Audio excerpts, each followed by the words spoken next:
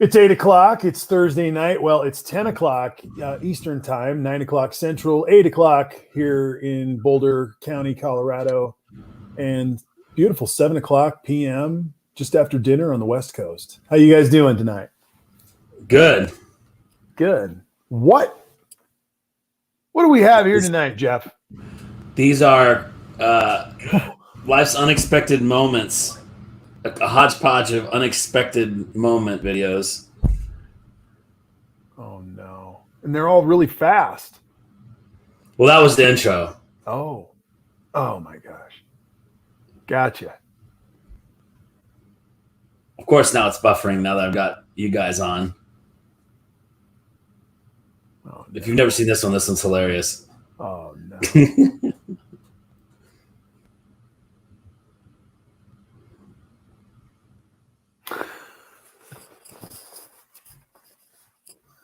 Little GTA with the giraffe. This looks a lot like Florida. What is it? Looks a lot like Florida politics, in fact. Oh my God. Over the rails.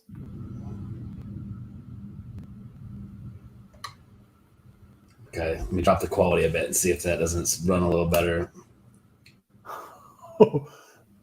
Yeah, this one's great. Is that ice? Oh, dude. Yeah, it was a huge icicle. That's frightening. That's a little too close to home. Here we go. Oh, jeez. Oh, shit. The steering wheel is off. Yeah. This is great, too.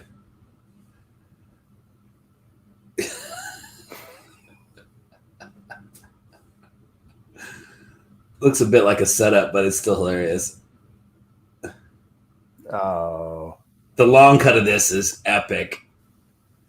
I don't know what this crane operator was doing, but not paying attention. Oh, and he's rolling it. Let's get them all. Let's keep rolling it. Let's the get whole story. Oh, my God.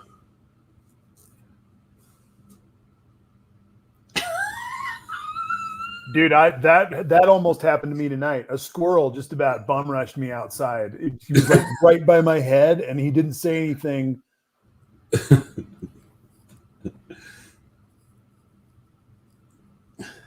Oh. Wow. To park anywhere. Yeah.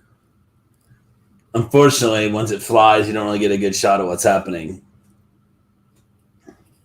This is just not.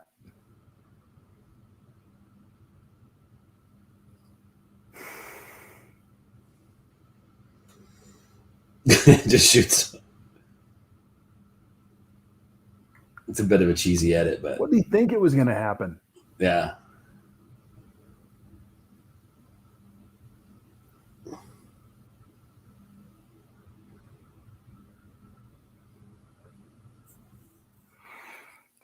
Again, too close to home.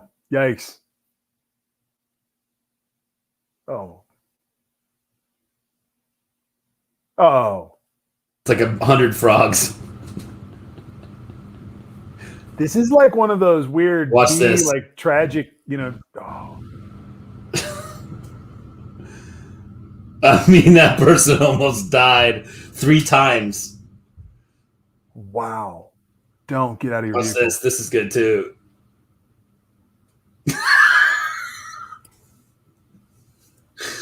Entire roof blew up.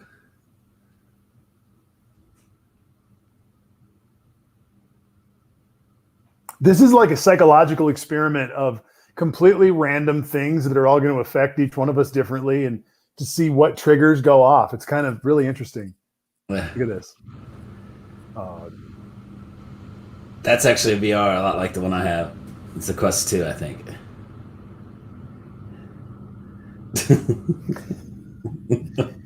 Has that ever happened to you, Jeff?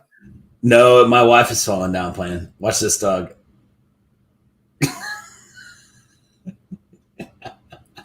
The dustpan panics. I have a border collie, so I know what that can happen so fast. Oh, jeez. Look at it trying to get its feet under itself. That's got to be Russia. I don't understand. I think Russia, the vodka is so cheap that there's just huge numbers of people that are drunk all the time.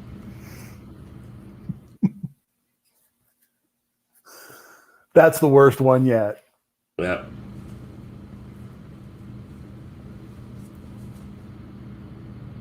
It's peeing on her face.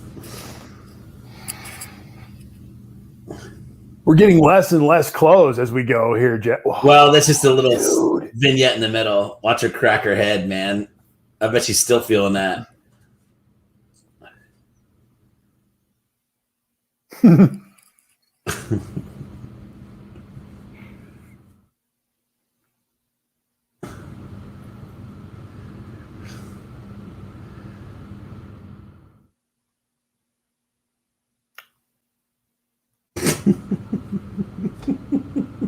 Wow. All right. Yeah, so imagine your thoughts right then. Yeah, you want to get down. I don't think you have any more choices.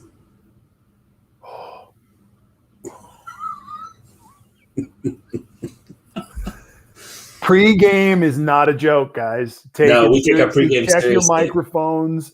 Check where where the wall is and where the warning track begins.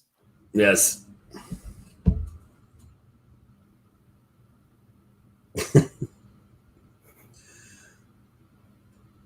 I don't think this heron made it. I'm not sure. Oh. I don't think that heron made it. Gotcha. Yeah. This is hilarious. Oh, wow. Welcome to the... Look how much poop it dropped. Unloads. Wow. I don't know what to say. Nope. This is highly predictable what happens here. Which is why everyone's there. Yeah, the full circle of people. That's not a bear release. That's a game of chicken. And that guy fell. Well, thank you for that. That what a kickoff to a day.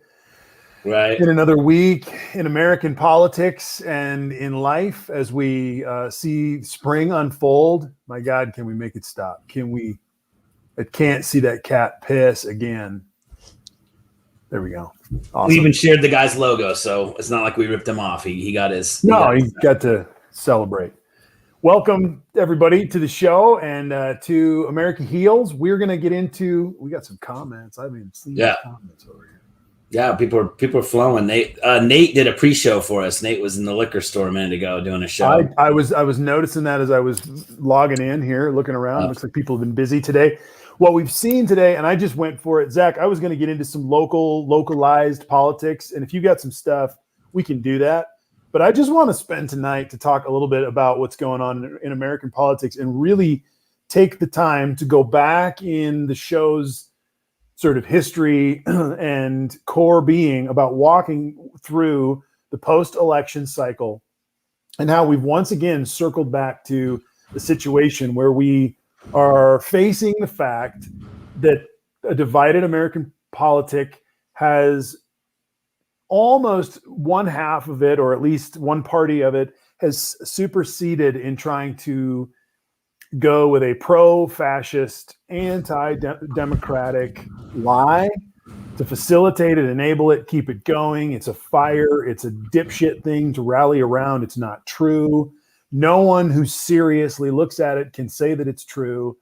But inside of a bubble, inside of patriarchy, inside of systems, inside of unhealthy relationships, when things live in a bubble, bad things can happen, and then everyone becomes forced to become allegiant to the lie or the bubble. And that's the way we know you're in. That's the way we know that you're part of this secret little thing we've got going over here, right? And so Liz Cheney is the lightning rod, but it's much larger than Liz Cheney. And our systems are breaking all over the place, or being challenged all over the place is maybe a better way to say it.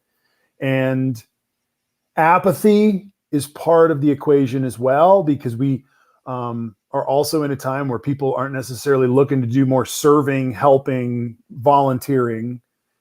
They're more judging and wanting expectations met. And it's a friggin' capitalist, give me the last thing you've done for me is what I remember economy that we all live in.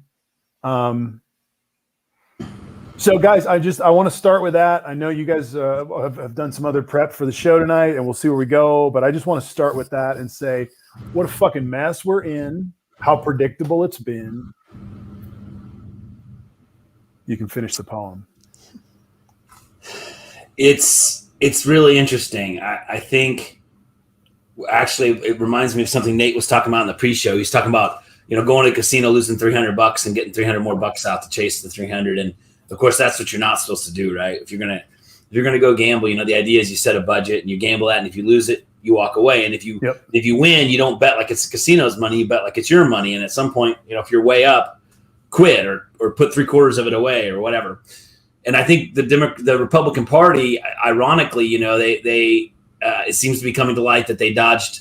Mueller was very cunning, and Barr was very cunning in the way he spun the Mueller report. It turns out the Mueller report had, first of all, it wasn't by any means the exoneration Trump claimed it was. Anyone who read it knew it had some very serious barbs in it. Second of all, it seems that some of the basic claims were true. His second, his first impeachment was the Ukraine issue, which again seems as Giuliani gets in more and more trouble, will likely be proven to be true. And then you have, the Capitol insurrection that McCarthy is apparently just willing to lie about. He knows exactly what happened. He knows what Trump's view of the situation was. And he's now, claiming that Trump offered to send help or whatever he's claiming now, which is just completely incongruous with his recorded statements to peers and his own statements on the floor of the Congress. So it's just like the Republican Party has lost, its mortgage payment for the next year. And for some reason, they're just going back to the bank and continue to invest in Donald Trump, who I would first argue has no real interest in the Republican Party per se. And second of all, has several major pitfalls in front of him. So I still just can't get why, I was thinking about this the other day, like who's the Democratic equivalent of Donald Trump? I mean, I don't think there is one. I don't think we sit here and go, Nancy Pelosi is the number one Democrat, or even Joe Biden is the number one Democrat, or Adam Schiff, or any of those people. I don't think any of us. You mean shot caller? Yeah, who's the guy in the Democratic Party? Why do the Republicans, number one, feel that they have to have the guy? And the only answer I can think of is because you never know what Trump's going to say. So to be on the same team with Trump, you have to wait around and see what he says and then back him, no matter how stupid it was. So that's how I think he's become the single controller of the Republican Party. You can't possibly predict what he's going to say next, who he's going to support, who he's going to burn. So they all just sit around and wait for him to make a decision instead of what, Liz Cheney to me is not setting by any means a high bar, saying, look, January 6th, right. we know what he did. We know it's unacceptable. Clearly it's unacceptable. And the Republicans around here, I mean, thank God she's doing it. What will it cost her in her career? I don't know. But boy, I would sure hope that sooner or later, more and more Republicans will come to her aid, because quite frankly, the other road just to me doesn't lead anywhere. I mean, we've been talking about this now since the election. I mean, where does the road of supporting Trump end? I mean, we're one news bite away from Donald Trump had an affair while he was president, or Rudy Giuliani was working at the behest of Donald Trump. Gross, man. Went to the Ukraine, or that's grosser than the cat peeing on the person. Well, you remember everyone said, well, that was before he was president. When they all said the Stormy stuff and all that, that's before he was president. I know. So of course, if it happened while he was president, they'll just make another excuse. That whole time, we looked at his presence, and to think there is no bottom. I've realized there is no wall. Donald Trump could literally do anything, and the Republican Party is going to continue to follow him. And why, I don't really know. He lost the Senate. He lost his election. I mean, do. His own words, he called himself a loser. I'll tell you why. It's the Southern Baptist Convention, and it's the theology of their churches, Jeff. It's the evangelical churches. And they cannot repent of their theology, which is anti-gay. Yeah. boy. I'm telling you, dude, it's you don't have one without the other, because the shot callers within that church. Yeah. And it's so anti. This is what made me so interested in the banter pre and post election, as we watched some of the crazy shit that happened late night on Periscope, and we watched some of the depths of the depravity of QAnon before they had the big lie to really stand on. They were still swimming upstream to try to figure out why anyone would support Trump, right? When that was happening, and there were late night conversations happening on the nightly, and people would throw down about things, and every single time a QAnon person had a female in the beam on a Periscope, it would turn hyper misogynistic. Yeah. Because at the end of the day, the entirety of their message is subjugation of women, subjugation of everyone who is not of what we would call the boys. Right. My boys got me, which is a meme on TikTok, and you've seen that, and people do nasty shit to their girlfriend, or they do nasty shit to their mom or whatever, and then they lean on the boys, assuming that the boys will get them, and that's how this shit rolls. And it's know nothingism. We've talked about that over the shows. Mm-hmm. Zach, I'm going to let you talk. I'm going to shut up. Say something, Zach. I'm riffing, and I don't want to dominate. You said say something right when everything froze up. How long was I just standing there looking stupid? 5 seconds. Stoic and awesome. 5 seconds. Okay, well, I guess when it comes to the split in the Republican Party, I think I take a slightly different stance than you guys. Go for it. I hope that Liz Cheney loses her career. I hope that all the moderate Republicans lose their career, and the Trumpers become such a small regional party that they kill themselves off, and the Democrats get a supermajority. Let the Republicans kill themselves. I'm fine with that. It seems to be what they have to do. It seems that they have no other plan except for ride the Trump train off the inevitable cliff. And I will say, by the way, Marty, real quickly, when they talk a lot about their boy, as you know, some of that's code language too for the Proud Boys, right? Proud of your boy. Totally. Yeah. There's a lot of Proud Boy stuff overlapping, which is its own infantile. All right, Zach, we're going to have to throw down on movement. You're right, Jeff. You're totally right. But Zach, I think this is a huge conversation point. Let's go down this road for a second. Why don't you want to have robust parties? Are you a mono party guy? Are you a poly party guy? Like where is that coming from? Well, I guess I would say is a fundamental belief in capitalism that you should have, if you want to succeed, you should have to do it on your own. No party should just get to exist purely for the sake of multi-parties. If you want to have two parties in our system, I mean, I'm in favor of multi-party system, but if you want to have at least two parties, then you should have two parties that are willing to offer something. And I don't see any reason in trying to hold up two parties for the sake of two parties. Does that make sense? That's interesting. That's an interesting point. The other point, of course, about that. Totally makes sense. I'm sure Zach would also love the scenario where the Republicans drive off the cliff, and then the Democrats and the progressives split and form the two new parties, which would be more in line with the rest of the world, quite frankly. Yeah. The Democrats should really be the conservative party in America based on world politics. I mean, really. Yeah. The Republicans should be a subset of the Democrats, really. I mean, really, compared to most of the world. So that would be interesting. I will say, I think Zach's model of it blowing up, I think the vision of the Republican Party blowing up, if that was timed right for, say, a year from now, that could be really, really powerful for the Democrats. If right before the midterms, the Republican Party just freaking shattered, talking about, let's say half the Republican senators are still backing Trump and the other half have seen the flames of the Giuliani investigation or whatever and have decided to actually wisen up. That could be very interesting. And if it was time for the midterms, that could cause a huge swing for the Democrats. And quite frankly, at this point, if we were up two more positions in the Senate or three more people in the Senate, we'd be driving through a great agenda. Now Republicans are just getting caught on mic saying they're just there to oppose Joe Biden. And I mean, I don't know. Dude, that's the moment they lit the fuse. They chose to light the fuse. They chose to go and watch it burn. We're in that time right now. Is it going to be Stabenow? Is it going to be whoever it's going to be, the new number 3? Here's the deal. The Wall Street Journal named it today. Liz Cheney has basically named it as well. Guess where the money in the party is going? Is it heading towards Trump and the cronies? It's not. It's headed to Cheney. And here's what's going to happen. Interesting. It's like a sugar high. These guys are staying in their bubble, and because they're so far gone, they're all guilty and complicit and part of a ring of whatever you want to call it, whatever the word you want to fill in the blank. But it's everybody knows everybody's stuff, and we're all doing stuff together. And Matt Gaetz is just another bubble in the stew. It was Roger Stone and Manafort and Trump. I mean, everyone is just a turd.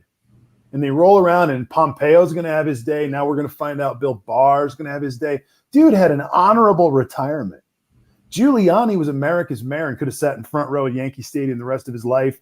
And as some writer has said, could say noun, verb, 9/11 and make $100,000 a weekend for the rest of his life. That's right. And never had to do another thing.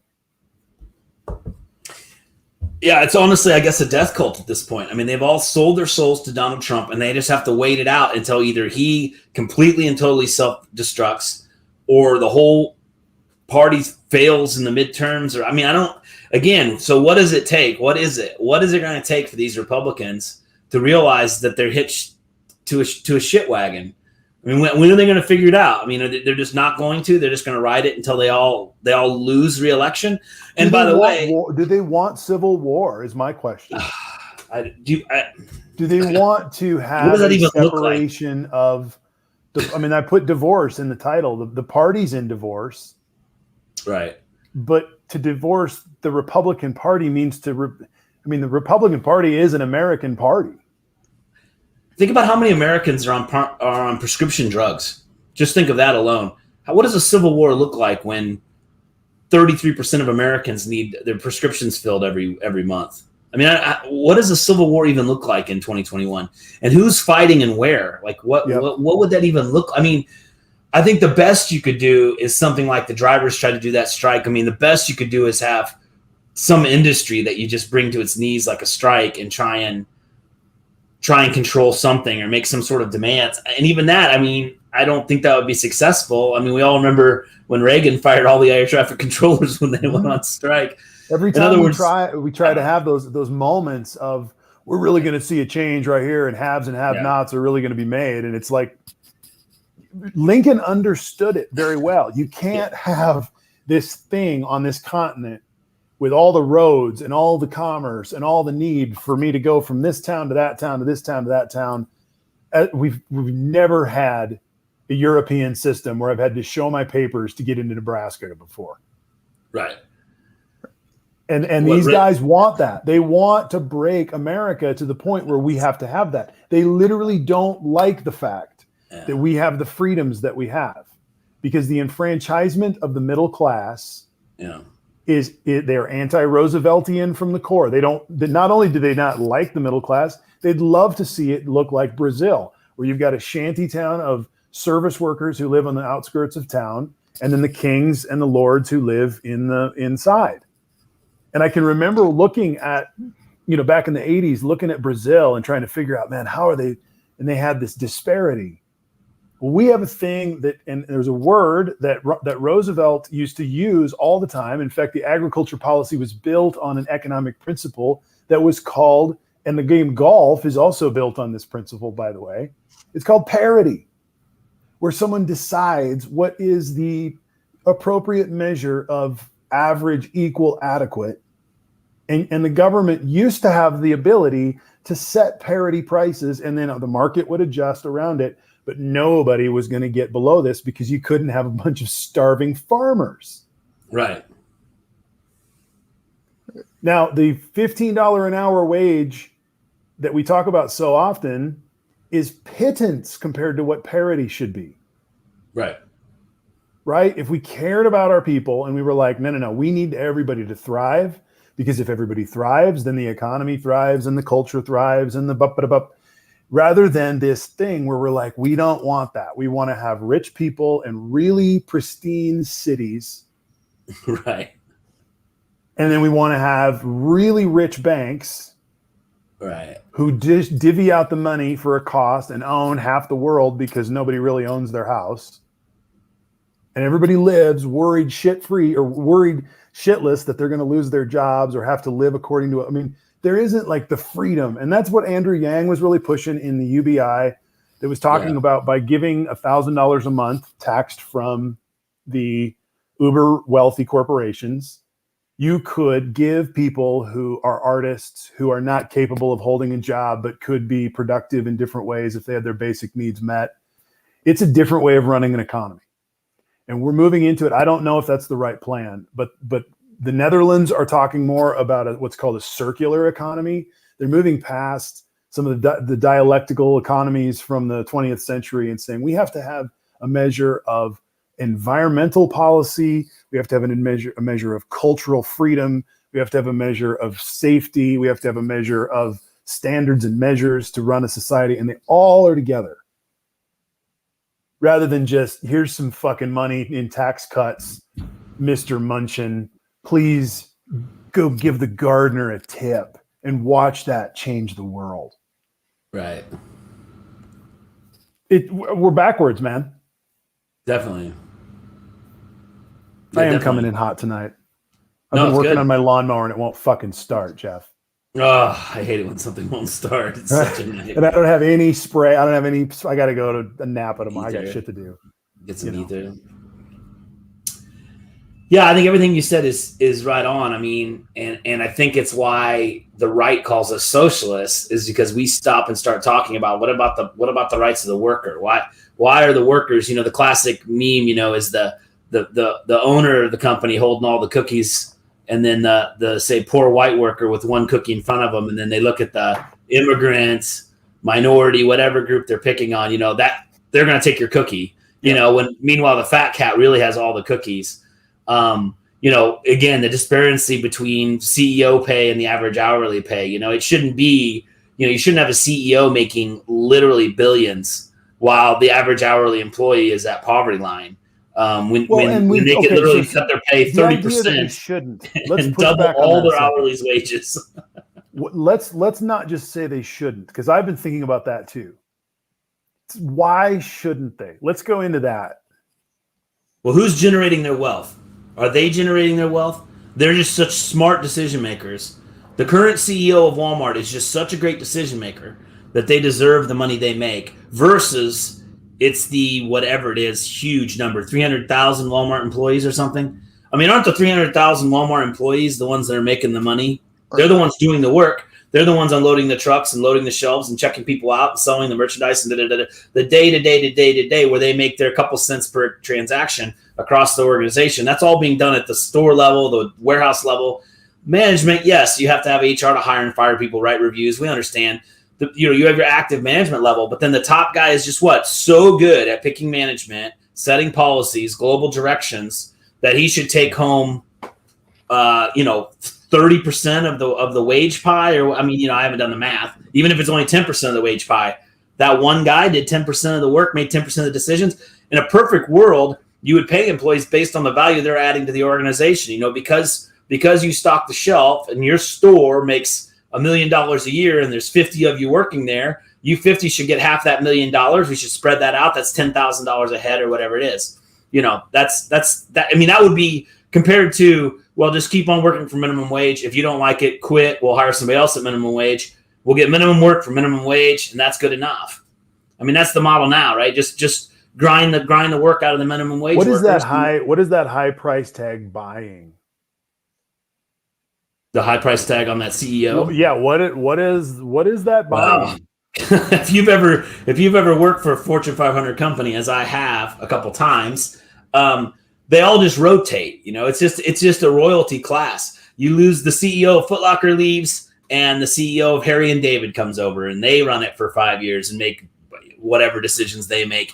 I think we had one CEO at Foot Locker push back against Nike because they were pushing marquee shoes. And basically went on strike with Nike because Nike was like, you have to buy blank truckloads of these, $300 Jordans, and Nike's like, when Foot Locker's like, we're not selling those shoes. We're selling $69 cross trainers. We sell some Jordans, but we need more, not $69 dollar cross trainers. So, I mean, they do make stands and make decisions and drive companies. I'm sure several CEOs have destroyed companies. I mean, I'm not going to say they're not important, but of course you got the CEO, you got the senior vice presidents, you got all the senior management. I mean, I don't know. And you got the board of directors, you've got shareholders. I mean, there's a lot of people involved in these decision-making, but somehow that CEO is just the one getting paid these just ridiculous figures.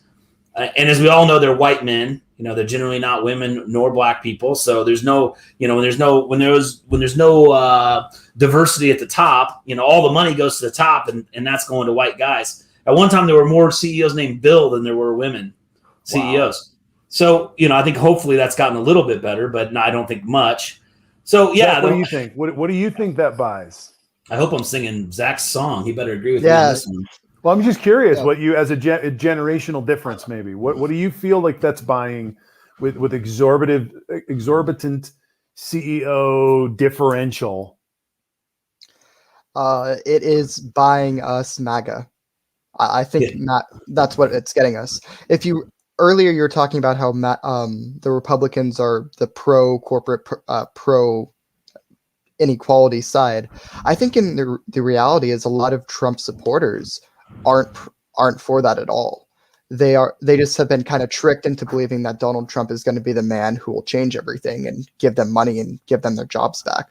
So I think a lot of people across the country really aren't pro-corporate. It's even showing in the statistics right now.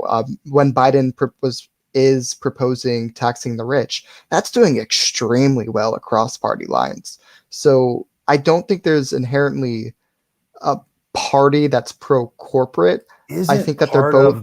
Isn't part of the disparity thing, though, Zach? Isn't part of the disparity of the pay part of the club? And that to get it, and so like it's the 10% leading the 90% in the MAGA world, right? But the guys who are living in the CEO world, it's legally their responsibility to make decisions that make the most money for the corporation and the board of directors. Like they legally can't make environmentally righteous decisions if it's going to cost them money, right? It's the way the law is literally written. They'd have to have a sales lean reason on that for shit. They lean on that. Sorry? They have a PR reason to do it, but sorry. I mean, I guess that's like a fundamental critique of capitalism, right? Yeah. So there is a economist that's pretty well known, Richard Wolff.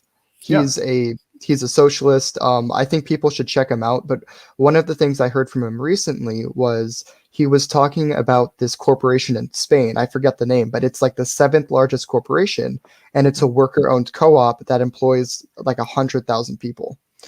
And I thought it was really interesting because in worker-owned co-ops, you do everything democratically. So they democratically decided that the ratio should be 8-1, right? Like right now we're talking about like CEO level is 316 times more money than the average worker. Well, in a worker-owned co-op, they democratically decided, okay, we understand the value at someone at the top kind of deciding things, but we're going to set it at a reasonable level. They'll make 8 times more than the average person working. And so they all decided, hey, there can be a level of difference. We understand that, but it's not going to be through the roof. Wasn't it 20 times the difference when it was a 20 times difference when Reagan and they changed some of the laws in 1986? 1986, a lot of things changed. It was 23? I think it was 23 times, and I think right now it's 316. Yeah, it's completely grown out of proportion. Right. As are some of the decisions made by the corporations, like, the decisions around environmentalism. That's part of why MAGA, was popular with the anti-regulation crowd as well, which, was pro-business anti-regulation. It simply meant that if you're a CEO of a small to medium-sized company, you're going to get a big old bonus by being able to get rid of the asbestos. I mean, they changed the asbestos laws under Trump. It's insane. Right. What you can do as a construction engineer to not have to worry about asbestos, that's a big difference between just a few years ago and what I'm sure it is almost now. I'm sure they changed that immediately because most of those were executive orders. Summit Singh makes $1.8 million. He is the 5th highest paid CEO in 2020. He runs Chewy. So what do we think his warehouse people get paid? To be 23, they'd be making $4 million a year. I don't think they're making $4 million a year. Mm-mm. I think they're probably making $40,000 a year. So what is that ratio? I can do it. It's going to be a really bad number. Let's see, 100. You guys can go ahead and on to the next thing, and I'll do this math real quick. All right. Well, I guess 2,705.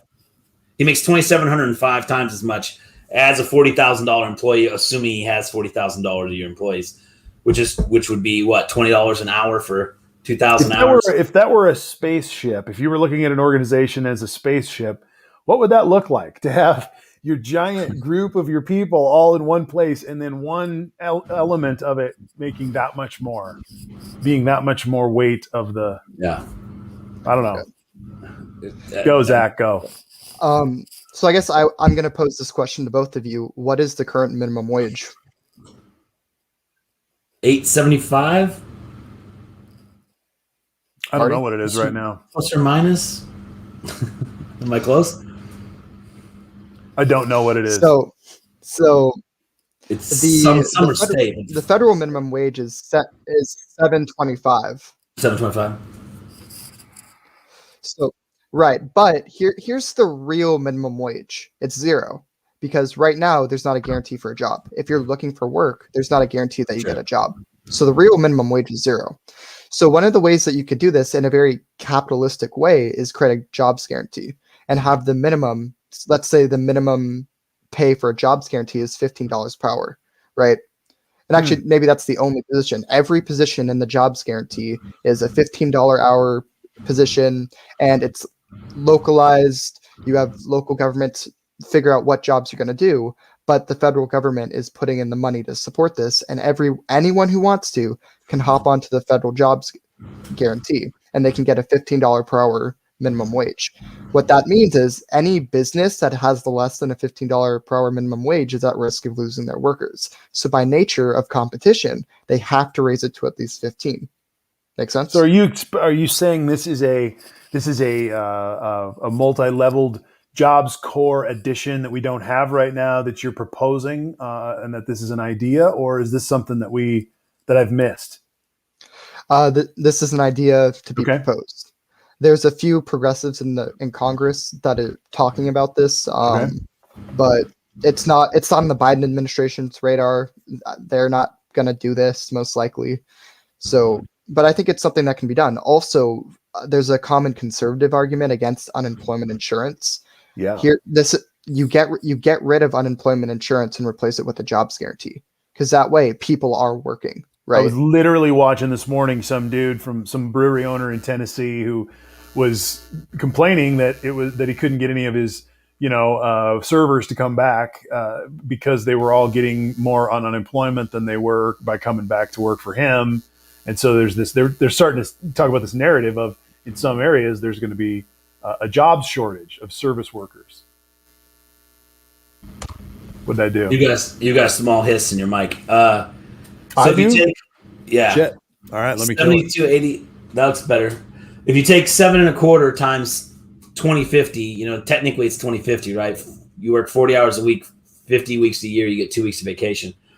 So 2052 times 725 is $14,862.50. So a minimum wage employee, the CEO of Chewy is making 7,200 times their wage. And I guess that's the question. So a warehouseman is worth 1/7,000th of now. In all fairness, you really can't hire a warehouseman for $7.25. A warehouseman, when I left, you were starting them at $9 or something. I mean, it's hard work. You're throwing stuff, you're driving forklifts, you got to be drug tested. Like it's warehouse is decent work.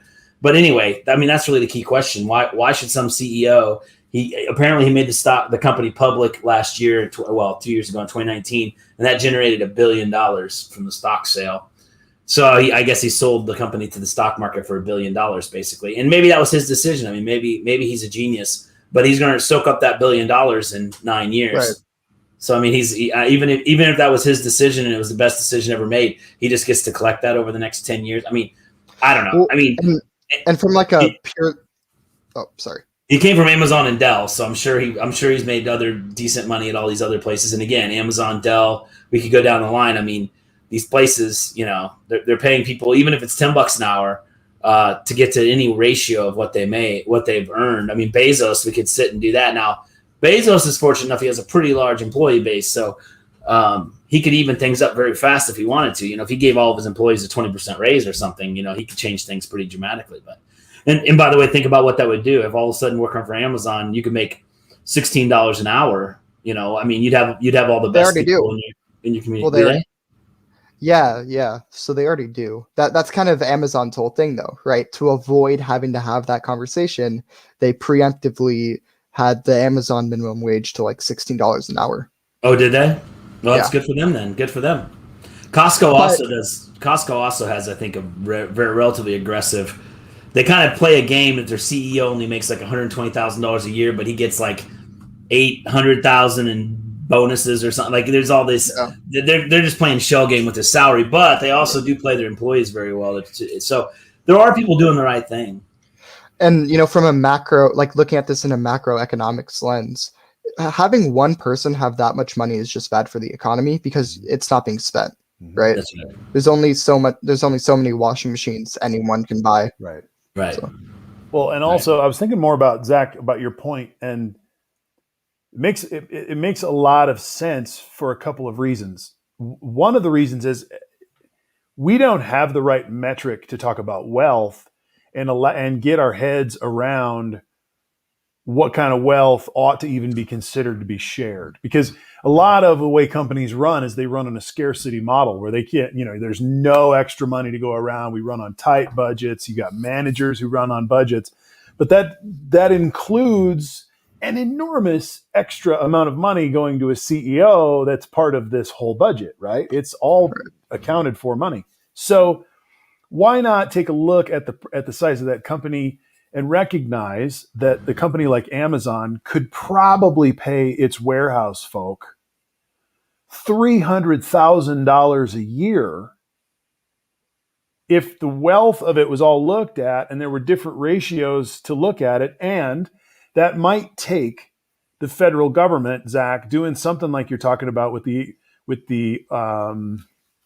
God, I don't even know how to describe it, but you're talking about a pilot program that forces the market to step up to the price tag of what a worker is. Right. You know, and also it's a good shock absorber whenever we go down in the economy, right? There's always question of spending too much, spending too little. The way you could implement a jobs guarantee to where it's part of the non-discretionary fund. So it's away from the politicians, and more money goes in it when more people need to get into the jobs program. And when less people need to go into the jobs program because the economy is thriving and they're out in the private sector, then less money is used for the jobs program. I'm just looking at some great comments I missed. Yeah. When I put it on full screen to see you guys, then I don't see the comments for a second. So sorry, Rick. By the way, payscale.com says college university presidents make between $87,000 and $480,000 a year, which is another group that's being brought out for having very disproportionate wages. It's because colleges work the same way as corporations do. It's like it's the same decision-making structure. I think this pandemic is gonna adjust some things very dramatically, because suddenly, you know, I think the machine that was everyone in the middle class is sending their kids to college. Colleges know that they raise tuition to these crazy figures to cover apparently senior level salaries, more or less. Because, you know, $280,000 for your average university has 30,000 students. I mean, you're talking about a significant amount of each person's tuition money going straight to the CEO, the president of the company, of the university. And I mean, I don't know. You know, for example, we have Zach here we have Zach here who was already planning to do community college, but obviously from home, telecommuting to community college is a great use of your money versus telecommuting to Harvard, Yale, Notre Dame. the difference is minuscule. And I presume if these colleges are smart, they'll start competing for that online group against the Phoenix Onlines and all these other New Hampshire University, all these other I can't name them all, but Southern New Hampshire University, I think, is one of them that talks a lot about online. I think a lot of these colleges are going to have to go online to keep their student counts up and to be competitive. So it'll be very interesting to see what happens to CEO, the president of universities, if their enrollment cuts in half, which I would suspect it will, because people are going to realize they can get a quality education from home at a third the price of going to these big colleges. I think there's going to be a big reckoning for some of these big 4-year colleges because I think people are just going to get smarter and realize they're going to be better off. I know I've heard stories of people coming back from all over the country to do, Wichita State from home. Wichita State is not a community college. It's a standalone 4-year college, but, it's much lower tuition. It's a smaller campus and, it's here in their hometown. So when they need to go in for testing or whatever, but then they can do school from home. And so I think it's really going to denucleate this college model too. And we'll see if those salaries don't straighten up, because there's definitely a heavy push. I don't, of course, agree with the, colleges create liberals and the liberal education. I don't believe in those lies about college, but there is a push that, you go to college, you leave college with just a bachelor's degree and you have $100,000 worth of debt and can't find a job. That model doesn't work. I mean, people are figuring out that that just getting a degree didn't fix anything for them. So Wichita State does have a decent basketball program. They don't have any football, so it's their marquee sport. But yeah, I think there's a lot of things that this pandemic is going to suddenly kind of snap people out of and just be like, maybe my kid doesn't need to go to college. Quite frankly, we've said it before. I think it went past before I had a chance. I don't know why every high school graduate doesn't have both a VOTech and a college prep path. I don't know why I didn't take calculus and physics and auto body. I mean, why do we only either do career path? As I recall, we had students that were in a program called co-op or something. Schools don't have funding. Well, we had kids that were in co-op. They got to leave for half the school day to go work. Yep. Before they're done with high school, they're already working. Yep. It's just their schools don't have any funding. But I mean, the truth, because along the way, somebody decided that was a valuable enough use of their time. If they want to join the workforce now, just jump in instead of saying, no, you're young. We need you. We need to invest in you. We need you to learn how to run an electrical circuit and to run a wrench. Exactly. And we need you to learn how to read out loud a little bit so that you aren't, I don't care if you're scared. This is the time we're going to work on that. Just shaping children. But we have an education system that prepares for college for a workforce. We've moved away from the basic principles of formation to a whole different model of indenture and process and career path decision making. So if you didn't get into computers and you didn't learn how to program as a younger kid or as a younger person, and you don't know layer on layer on layer, you really can't even get a job in programming yet. So go back, everything is so hyper focused. And then on top of that, you got AI coming in over the next decade and a half that could disrupt even more jobs that people have invested themselves into in ways that, business will make sure and take advantage of. Right. I guess I'm going to respond to what Jeff was saying about colleges. I hope what you're saying is true, but I'm pretty cynical of that, purely based on maybe some of the lesser named colleges won't do that, but the bigger name colleges, they have name brand status. And I think that's really what the ticket price is when you're going to college. You're paying name brand status. Because right now I can search online and start watching lectures from Brown or any Ivy League school and start watching, and I can gain all that knowledge right now. And I do it sometimes. I enjoy Mark Blythe. He's a professor at Brown. I watch his lectures regularly. I spend $0 to do that. Really what you're doing is when you're paying to go to Brown, you're paying to say, I graduated from Brown. That's kind of what you're doing. There's also, there is networking too, but sure. I mean, that's what it is. It's name brands and networking. Those are the two things you're paying for. And I think that's true of Brown, Yale, the Ivy Leagues. Sure. But, as I'm wearing, Kansas State University, that's a a land grant school. It's got a good engineering school, really good vet school, a nationally known vet school, and an ABET accredited, very high quality engineering school. But I mean, I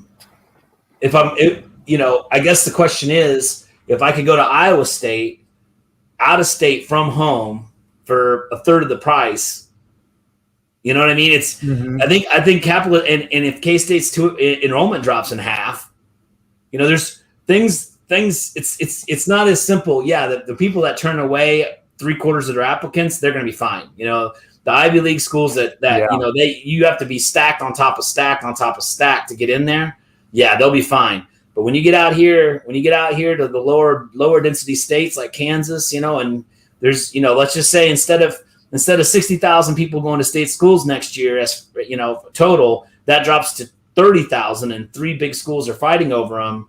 Things are going to start getting interesting, and part of it's tax supported also. The border regions, some of our state tax money, right, goes to our border region schools, if I'm not mistaken. So there's some conversations to be had there too. Like, how much are we going to fund these institutions if they're not even creating a product that fills their classrooms? Well, but here's the rub, right? I was working with in Denver. I was working with a couple of local colleges from here in Colorado and also in Iowa.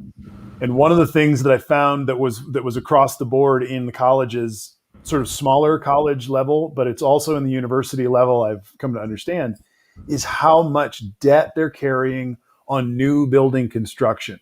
They have all been building like mad, crazy people in all these campuses, in brick and mortar campuses, for the past 20 years, like crazy. They've been raising money. They've been building buildings.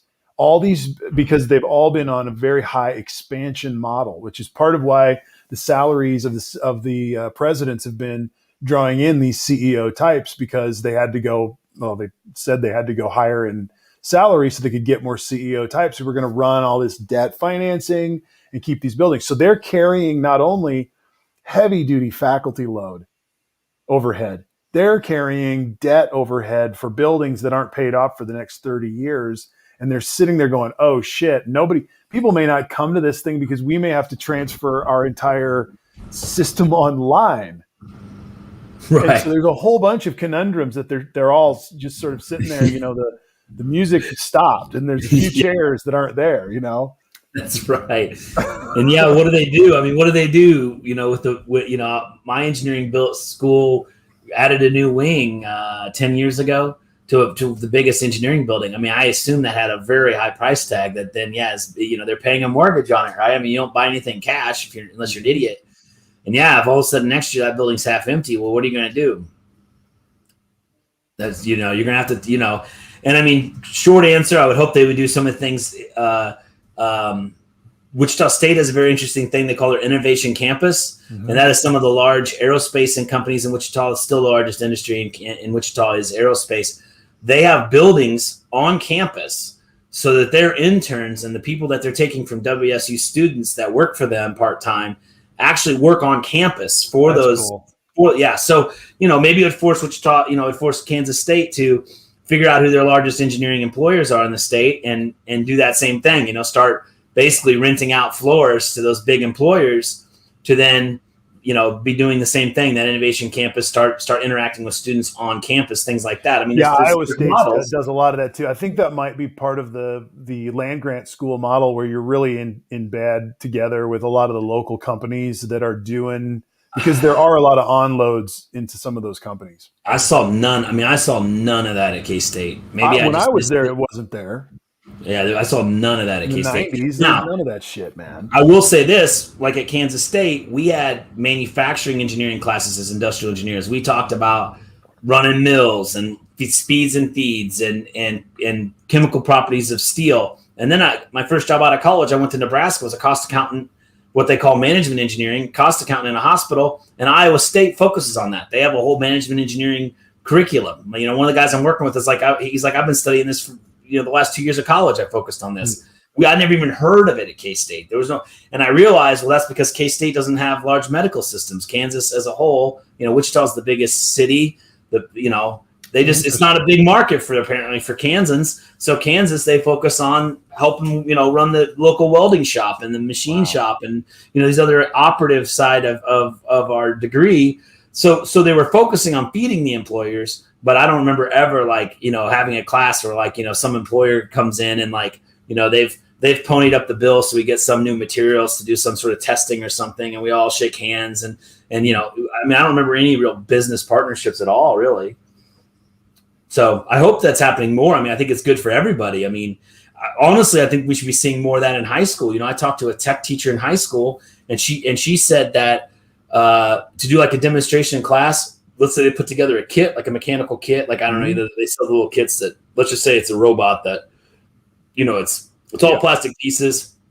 You clap, it walks forward 3 steps or something, and you put it together, you wire it up, and it does that. She then has to tear it apart between classes so that the next class can put it together again because she doesn't have enough money to have a kit per class. Why is it? How many schools have a tech teacher?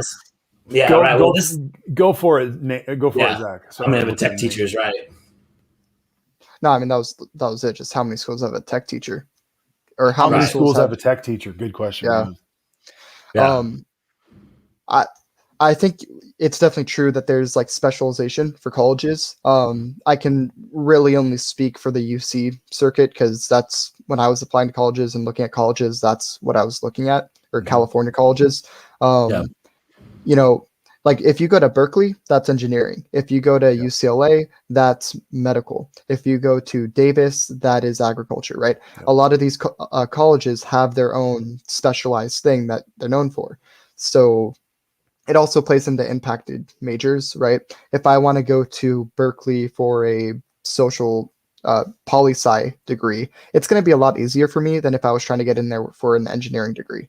And, same with the other colleges for their respective known for stuff. So that's actually something that a lot of students are having to deal with now, thinking, okay, which college has the major I want to go to? It's not just cheap and which college is cheap, which college is close to home, which has a nice campus. You're also thinking, okay, which one is specialized to what I want to do? So that's another aspect too. I went through that decision. In fact, when I was picking colleges, I was actually lived in Missouri, and the best engineering school around was Rolla, MU Rolla. Well, Rolla is a specific campus of MU, and it was only engineering. Now it's actually called Missouri Science and Technology University, or whatever, Missouri University of Science and Technology, whatever it is. So the problem was there was 2 major problems with Rolla. It's only an engineering school, and it was 75-80% male. And so there was 2 things I didn't like about that. Specifically wondering if I, to your point too, Zach, what if I wash out of engineering? At least at K-State, I can be a business major. I could be an architect. I could find another. I could find something I like versus I'm stuck in Rolla doing engineering or moving, changing, losing all my social network and starting over again. Mm-hmm. So which of course is another part of online school. Maybe you don't network as well. Maybe it's a little harder to make friends or something, but you know what dorm room you're in. Right. You'll be able to stay in that dorm room for 4 years if you can hack the classes. Another thing that I think is worth noting with online is you can be teaching more kids, right? Yeah. There is a physical limit on how many kids you can teach depending on how big a classroom or how big a lecture hall is. So I think now that it's moved online, you actually can teach more people. And that's really important because a lot of these schools, if I want to go to Berkeley for engineering and I take engineering classes, they're going to have courses which are designed to cull the week out. Very specifically. Weed out classes. Yeah. Yeah. They worked on me. I left my chemistry class, Jeff. I survived my weed out classes. I just went and became a political science major and said, fuck this. I'm done. They do this fun thing called engineering physics. It's a 5-hour class that's extremely difficult. And the second semester, it's almost all electromagnetism, which is very dry and inane. And anyway, yes, the weed out classes, for sure. Then you also have the fact of, hey, maybe I can't get a class because it's already filled up, right? Mm-hmm. On online, that's not really, I don't think that's as true. So instead of going to a 4-year university, in reality, you're spending 5 or maybe even 6 years trying to complete a 4-year degree.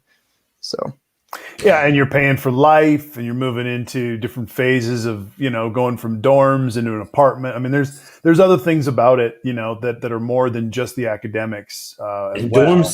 dorms have also become extremely expensive. When I went to K-State, our house bill was like $1,600 a semester. $1,600 a semester. That was in '94, and like a dorm bill I think was like $2,400. Yeah. Now the dorm bills are like $8,000 a semester or something. I mean, it's grown disproportionately. Zach, you might know what a dorm bill is now, but the numbers, they don't make sense for what you're getting. So at Cal, at least at Cal, it is $15,000 a year For dorms. So yeah, about what I said, about $7,500 a semester. That's a lot of money. I mean, that's, of course you're getting room and board. I mean, those are expensive parts of your life. But can you imagine paying $15,000 on top of tuition, where tuition is $40,000? Well, the UCs are supposed to be the cheaper schools, right? I'm just going to keep using Berkeley because that's the stats I know the best. Sure.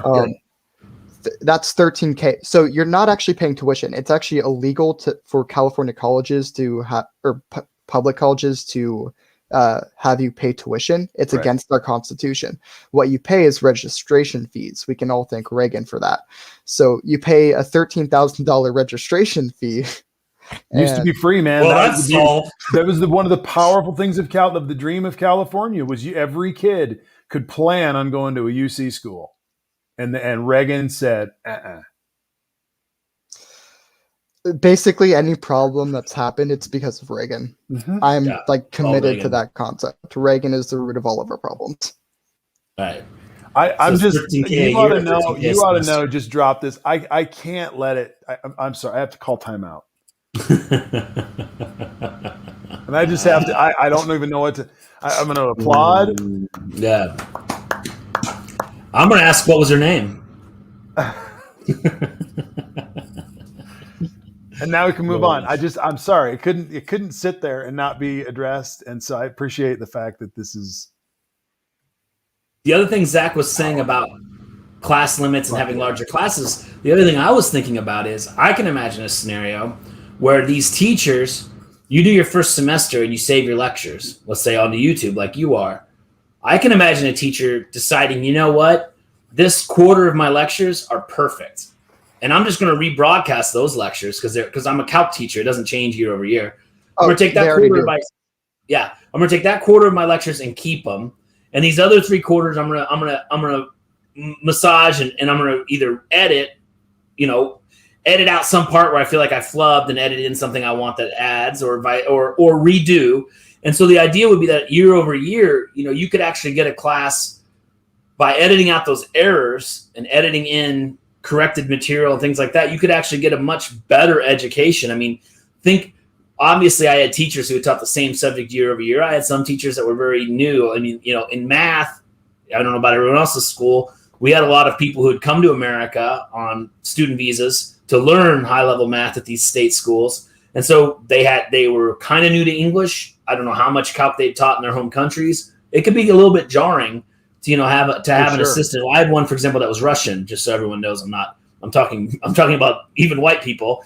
A Russian guy, he changed the spelling of his name twice during the semester as he learned how to use the English language better. And he was very choppy and hard to understand. He tried his best. I don't think he was a bad person by any means, but I actually put it on my exit interview, like, you can't have these guys who can't understand teaching. So again, you think about the scenario where instead of, having these teaching assistants that are working on their doctorates in math and they have to teach a certain number of classes, maybe I'm using the lectures that they've been using for 10 years because they had this one guy that talked like Marty and understood calc like this Russian and just nailed it. You don't have to change it if you've nailed it. A lot of times you're signing up in the bigger universities, you're signing up for a class with the name of rock star professor, and then you get TA who is never see that professor. The whole thing, you never see the professor. This takes that away as well. I'll just tell you where I'm at. I'm doing the same thing with my church stuff to talk on the local level. We're coming back in the summertime. We haven't been back together, and we're going to use the outdoor space to be together outside. But we're only going to come together twice a month, and we're only going to do a worship service once a month where we have some singers who are off to the side, and we're going to be respectful. then we're going to come together and we're going to do a service Sunday, because we're like, you know what, man, the whole world has changed since the last time we did this, and we're just not rushing back to just do church the way it used to be. And we're going to keep a digital component in between. Like, we're not going to come together because there's a lot of work that comes to putting fences and tents and all the shit that it takes to throw a little event together, you know? And another piece that we've discerned over just as a small little church, but I think this is going to hit a lot of teachers and a lot of different people in different ways, is why do any of it unless we're going to at least have 50 to 60% attendance? Yeah. Like I'm not going to bother unless we're really going to knock this thing out of the park and make it worthwhile, because to go through the motions and just have some weird shitty event where there's 10 people bowing at each other and, you know, whatever. Right. And I know we're past that, especially with people who are vaccinated, they can come together and pretty much be, but to rush back into systems the way they were, I just don't think everyone's going to be willing to easily do that. In every facet. And so I use my little example at church to kind of describe a different gathering piece, but digital is where it's at.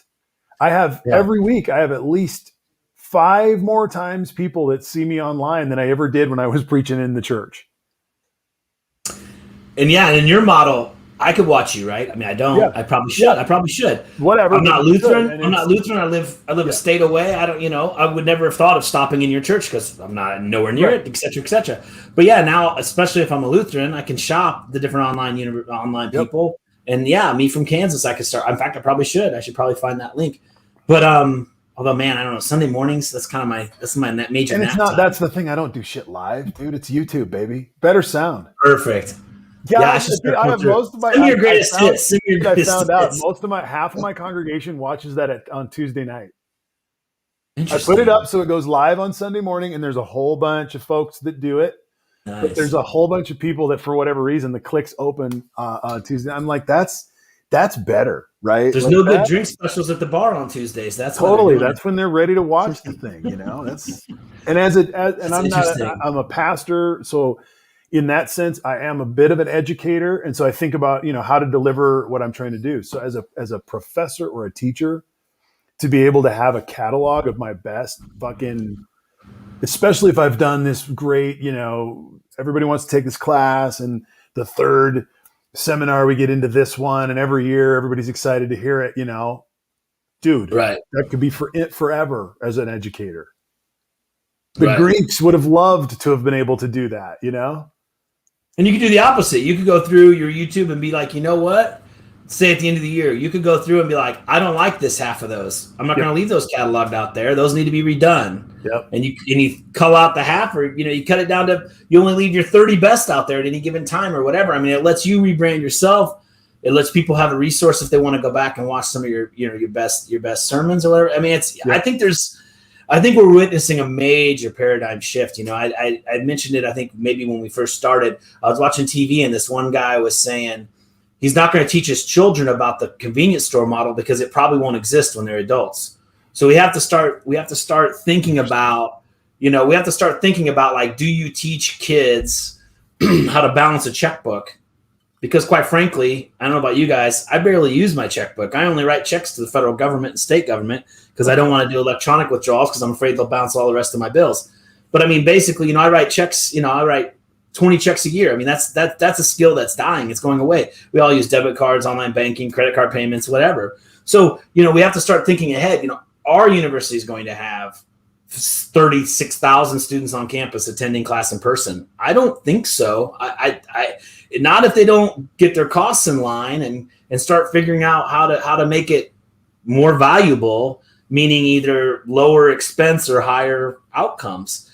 And so, I think there's just a lot of things are going to change very abruptly. I think, as I've said, that's the piece. I think, maybe July, I don't know when it'll be, this slow reopening is going to probably temper it a bit, but I've said it before, like, I think I'm going to be a lot more active over the next year. I mean, taking my kids to the park, just being more active outside the house because I've been stuck in the house for a year. So there's going to be a lot of paradigm shifts. It'll be very interesting to see what we see. But again, I think we all too are valuing our time now. We're realizing, what I used to do I used to get in my car, drive through traffic 25 minutes, burning a gallon of gas to go see Marty talk for an hour. And then I'd burn 30 minutes back in my car and another gallon of gas, the shower prep before and getting home and changing clothes. And, it took me 2 hours and $50 to go to church. Yep. I can do it from my couch, and I can do it from my couch. I can skip the stuff I don't want to watch. This is the honest conversations I'm having. I can skip the part of the service I don't want. I can hear the readings. I can hear a couple prayers. I can listen to what you had to say about the text or the week or whatever. Yep. And then I also have the time to have a phone conversation with you because I wasn't in the phone and I decided to give you a quick call. So that is a deeper relationship and a better use of my messaging and pondering of whatever the hell I'm talking about. It's I would assume the business trip. I would assume the business trip to meet face to face with your peers in other offices. I'd assume that's done. I assume that'll never happen again. If you need to meet with the California branch of your business, you'll just do Zooms all day from your desks instead of losing a day, flying across the country, staying in hotels. Build a weekend, and it won't just be a one event. It won't be like let's have that meeting. It'll be no. We have to have a company weekend where everybody can come together. I mean, because it's got to be worth coming to if you're going to come to it. Let's take the productivity improvement departments of all of our DCs, and we're going to have a weekly call where we all talk and make sure we're all on the same page with our safety programs and productivity plans and all this stuff, instead of taking the senior engineer from one plant to another plant to see how they're doing it and then reversing it, 6 months later so that the senior engineer can come look at your plant. I mean, I think we've just changed the model dramatically. Now there's always going to be auditors. There's always going to be senior level managers that need to go out and physically lay hands on their plants because obviously you need to physically see that things are being done that they say they're doing. I mean, you can't. Although again, your anti-theft systems are probably good enough now. If you want to go look at your other DC, you just go and scroll through the cameras. Just things have changed. Things have changed dramatically, and of course, the camera, they don't know that you're watching them. You can really see what they're doing. So, I just think a lot of things have changed, and I think it's just I think honestly, air travel I predict probably won't come back the way it was. Maybe vacations will increase, but I would assume business travel is going to go way down because I just think we figured out how to do it without it. You just don't have to run across the country every week in the same way. Things like we're doing with this show. But I have to say thank you to Bye DJT, who just shows up out of the blue and brings us back. Yeah. We've been talking about healing. We've been talking about positive energy and education. Only liberal socialists talk about education, Jeff. Right. Only wackos from Berkeley and other parts of California think about education when we've got something more important to talk about, and that is fixing an election that was broken and stolen from Donald Trump. Right.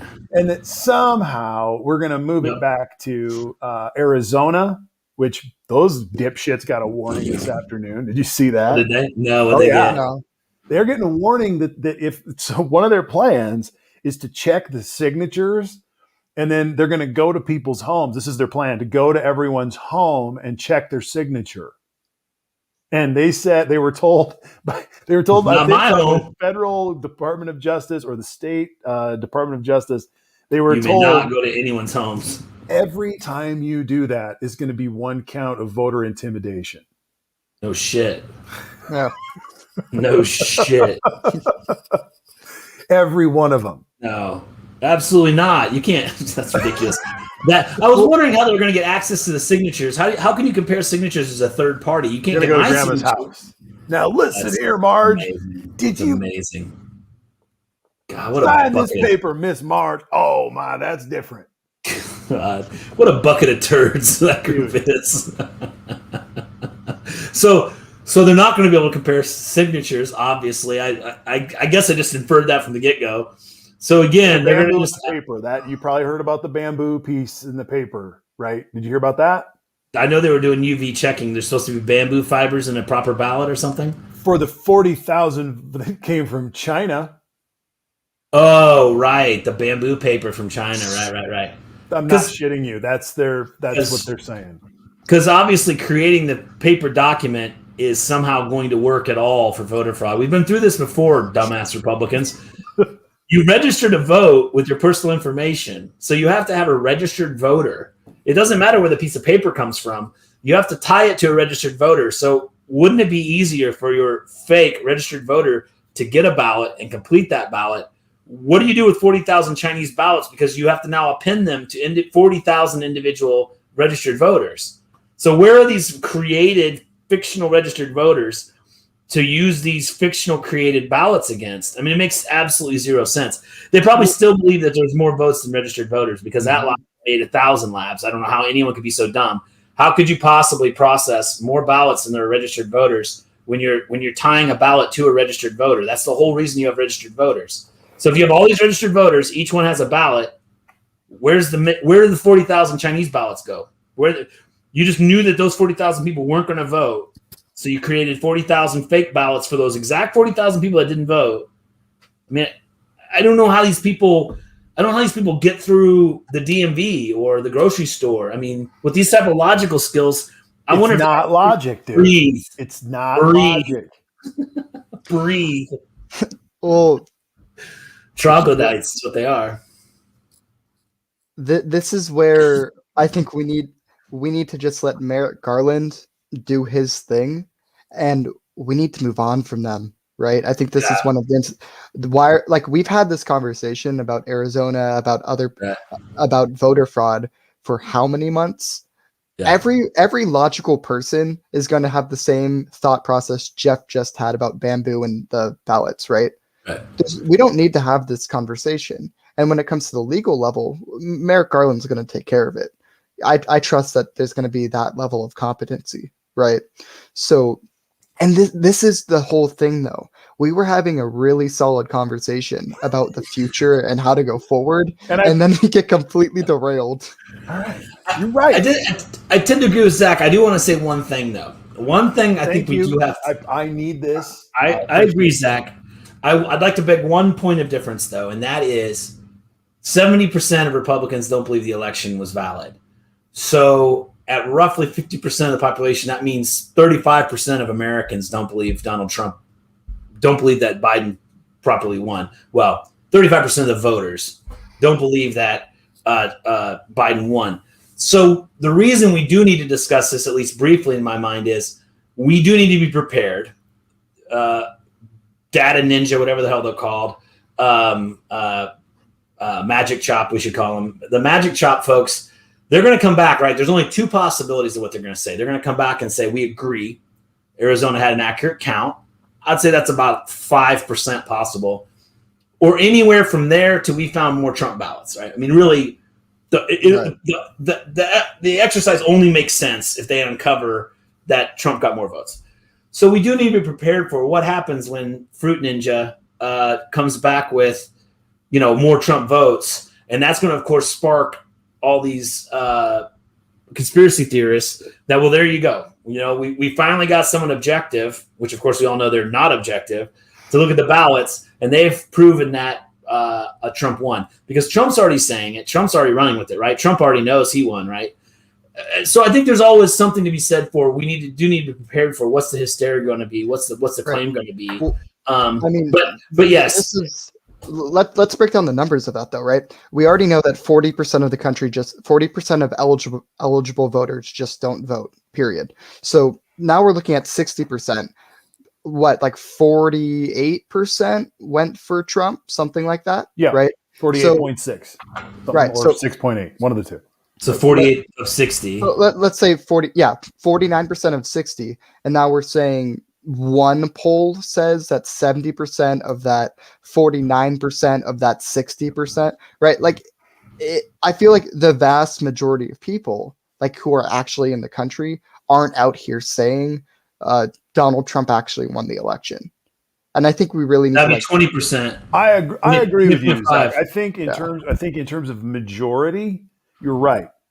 But I guess where my heart is, and as I think about this, and it keeps coming up, and watching the way Kevin McCarthy played this week to me feels like the way the forest fire works, in that the coals that are down 6 to 10 feet in that stump that can sit there and be under snow and can be under there for a year almost and still start a fire, pop up this old backfire. And when McCarthy said what he said over the hot mic about, starting this shit with Cheney and they're going to go down this road of really having this major division, what we have are these hot fires that we have to go back and tend. We can't let them go. You can't let the big lie fester. Because if it's allowed to, they'll just roll through their primaries and never look at it again. And I think that's what Cheney's worried about as well, is there's no room for any Republican, and there's probably not going to be room for any politics outside of either your it really will become anti-fascism versus fascism, because there's no questioning the leader. He's Benito. My counter to that is let them win their primaries, right? If we were to just continue on our path, and if we could, let's say, actually enact Joe Biden's plan, like let's say we could get rid of the filibuster and actually enact that, we're going to win. Like the data, the polling, the statistics, we're going to win every battle that matters if we go forward on our path and let the Trumpers go on their path. Because remember, there are going to be the Liz Cheneys that won't go with the Trumpers, that won't follow through. Break.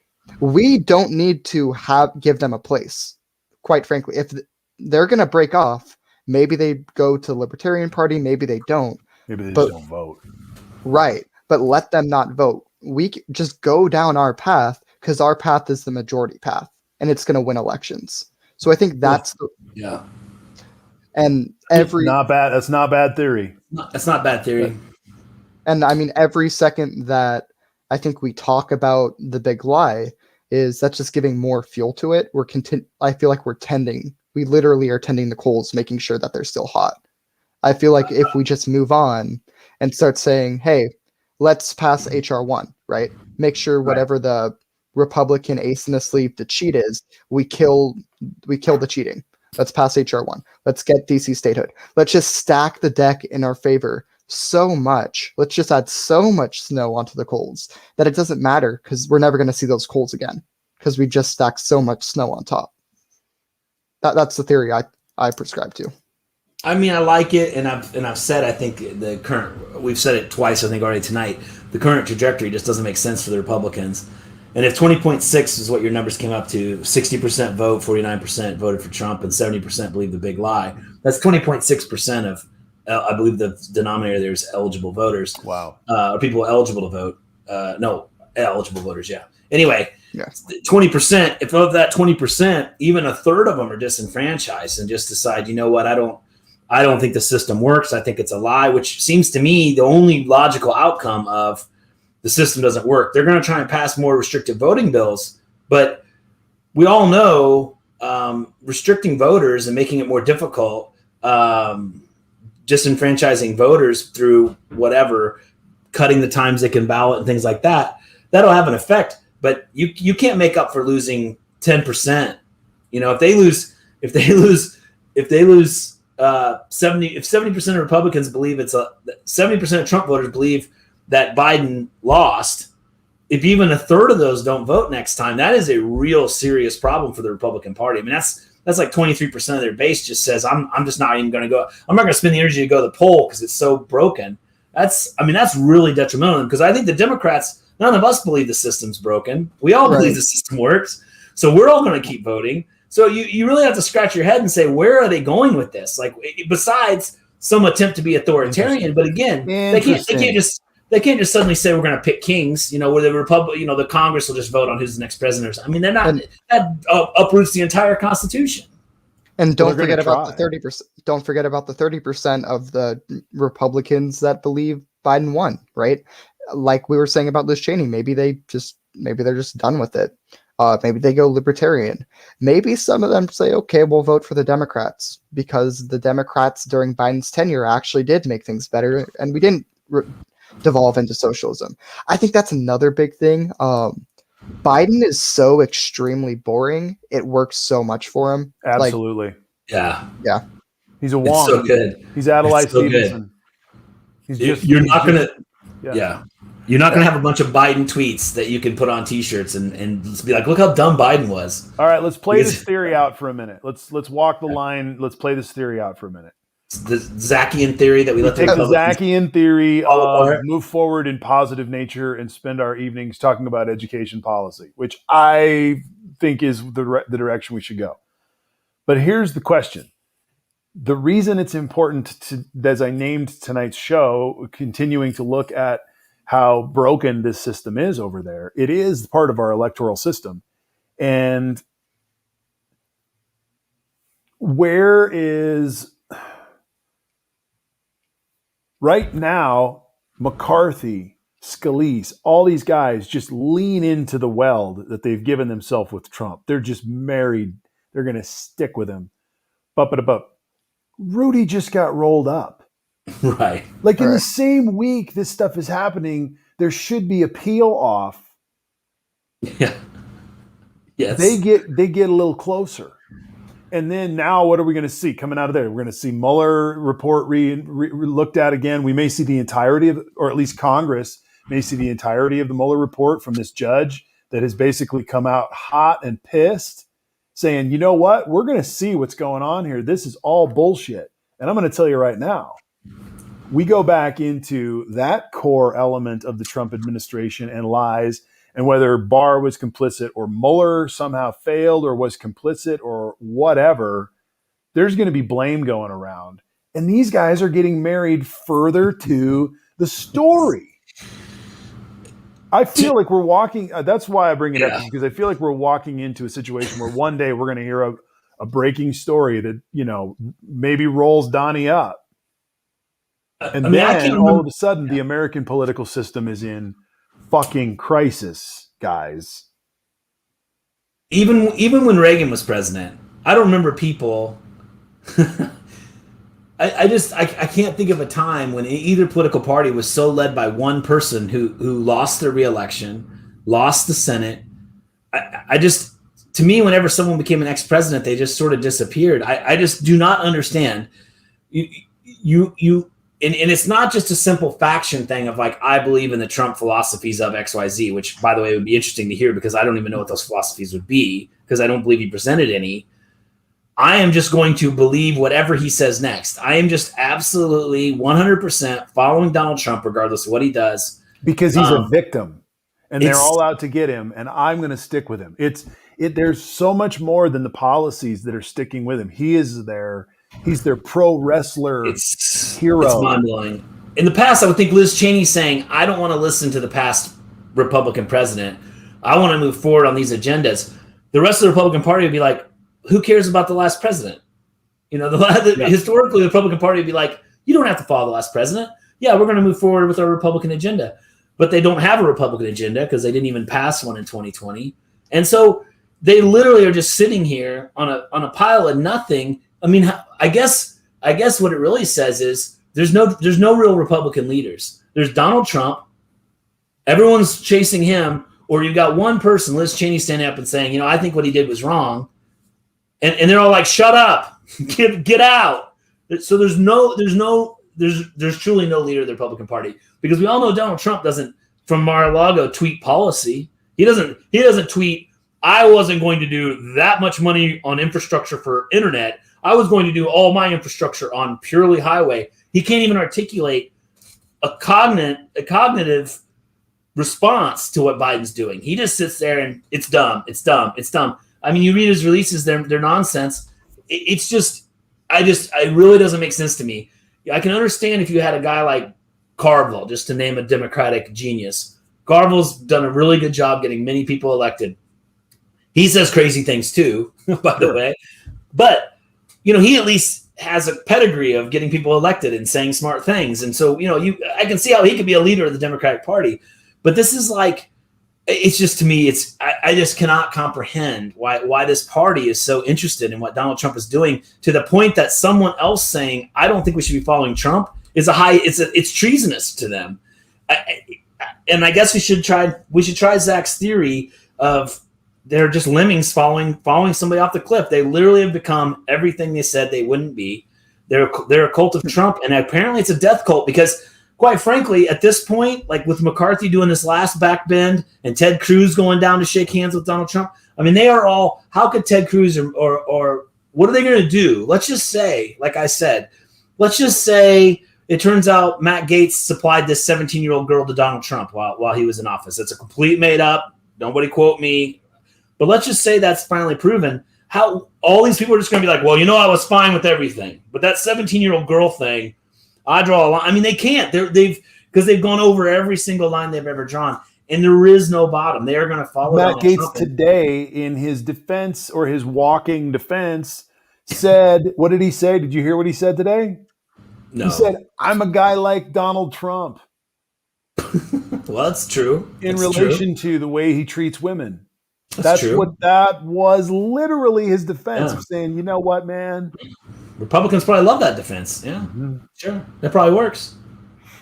Yeah.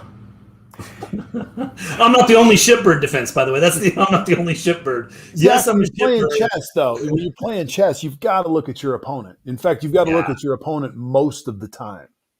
Yeah. How do we look at our opponent and not do this? I mean, we are like passing HR1 is looking at your opponent, right? True. I mean, so I don't think I'm not saying to completely ignore and look away from the Republicans, but what I am saying is dominate everything. Everything that we're talking about should be dominated by how to improve the Democrats and make sure Democrats win. And I mean, look, I love shitting on Matt Gaetz. It's hilarious, right? Yeah. No, I'm with you. I get it. We don't have to. We don't have to spend more time on that. Matt Gaetz I actually want to lean into. I actually want to lean pay into extra something. for that. You and I, you would. Oh my god! You and I had a brief conversation on the DM about, and I just dropped this idea at you. But how can we make, or what would it look like to make the Democratic Party, which is obviously the only party capable of any reforms or practice changes right now in order to make itself better? How could we make it more of an open source?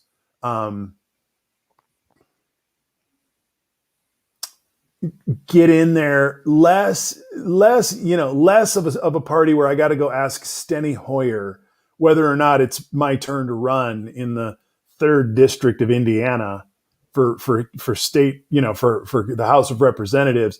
Hey, Nancy, is it okay if I run, or do I have to wait 3 more people of nepotism before it's my turn? Because that is the Democratic Party in a lot of parts of the country. It's a lot of people who have been in Democratic chair positions, in county chair positions, and they have held the line since Reagan or before Reagan.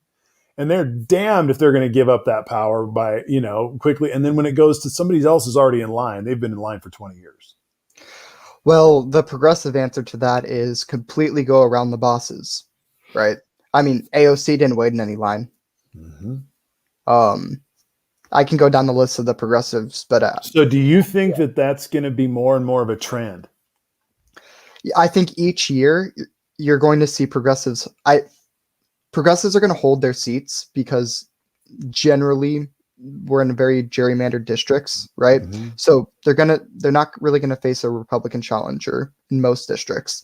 And when you're an incumbent, you're likely to win. So I think a lot of the progressives have tapped into that incumbency. So I think progressives are going to keep they're not going to lose their seats, right? We saw this last election, the progressives did extremely well holding their seats. Each election, you're going to see more and more progressives gain power.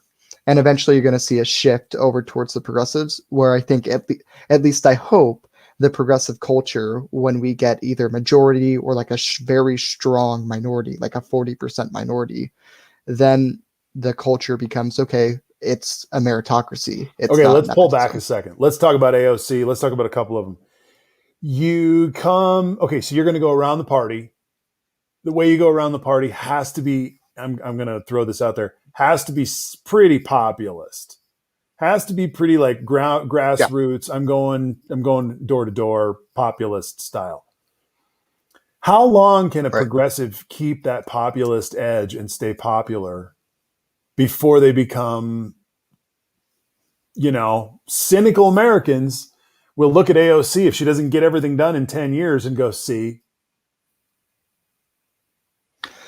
I lead people. I know how it works in different ways. Right. we know it's at least 4 years, right? Because Yep. no one on the Bernie side has gotten any less. Bernie's support has grown, right? So we know it's at least 4 years. That's a good question. We'll see how it plays out. Mhm. I think the real answer is most of the people who support AOC and progressives, I genuinely believe they're going to continue supporting them until the policies they want actually get proposed. I don't think people are going to say, well, you're not doing this, so we're just going to tune out. It's possible, right? I mean, 40% of the country. I just think it's a already space to acts like that. watch and not forget about, because if you have a boring Joe Biden presidency, you can lose some of that fear fire. I think it underlines what Zach has defended before, and I think it is true, is that those progressives have to caucus with the Democrats, obviously. So in other words, if you're a progressive and you said you're gonna get free college or something, whatever one of AOC's claims is, and you're not getting it, but you're voting with the Democrats and you're moving things left, when you go back out to run and someone says, how come we don't have free college yet? You can be like, I'm working on it. Yeah. I'm working on it. We just got infrastructure. I mean, we're working towards child Medicare. We are pushing left. I mean, it's coming, but you have to have me over here on the left pulling everything left to ever get there, and I can't do it alone. And I think those are compelling arguments. I think, again, as long as you don't end up in a situation where, and I don't know I can't think of an example where it would happen, but if somehow an AOC was contributing to the quagmire of government. So now not only am I not getting free college, but also, all this other, the Congress has come to a halt because the Progressive Caucus has chosen to not caucus with the Democrats. I think as long as they're working with the Democrats, I think those arguments are easily diffused. Yeah, I would also say, ask yourselves this. Do you think Joe Biden is more populist and more progressive in his first 100 days than you would have expected of him? Yes. I'd say so. I don't know if I would have expected it in his rhetoric, but in his practice. Like, I can't believe he's done what he's done and walked the way he's walked. Right. So, I mean, that's all progressives need to really say to their bases, frankly. Right. And I think, Bernie running, they've said it, they've accused us of it, and the right has said it. But I think it has a kernel of truth that because Bernie's out there pushing that progressive left agenda, because AOC's out there, Green New Deal, those topics are on the plate now. Whereas maybe, without Bernie, maybe a lot of these issues would have never made it even on the plate. So, I mean, I think there's definitely, again, it has to do with the Democrats and the progressives and the progressive Democrats working together with the party and helping to create policy as a group. And so, I mean, I think. Right. Well, isn't that some of the despair that came upon the Obama administration with the Occupy Wall Street affair, where finally people were like, dude, we thought there was going to be massive change, and we thought there was going to be massive change in economic policy, and you've bailed out the banks, and you haven't bailed out. We've got student loan debt and all of this, and people went into that protest mode and just threw down based on ineffective liberal leadership. Right. There was just no freaking tolerance for that at that time.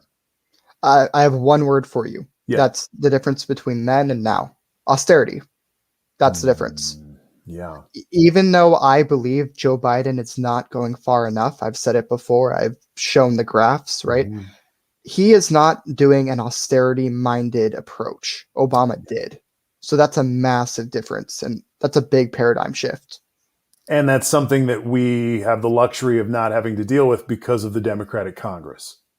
Right. Yep. Right. And, I miss Ace. I wish he could be up here, but something Ace has said before is progressives are they're in the caboose, right? They're not in the driver's seat. Joe Biden might be the conductor, right? He might be the one driving the train, but the progressive energy is the coal, right? We are the engine.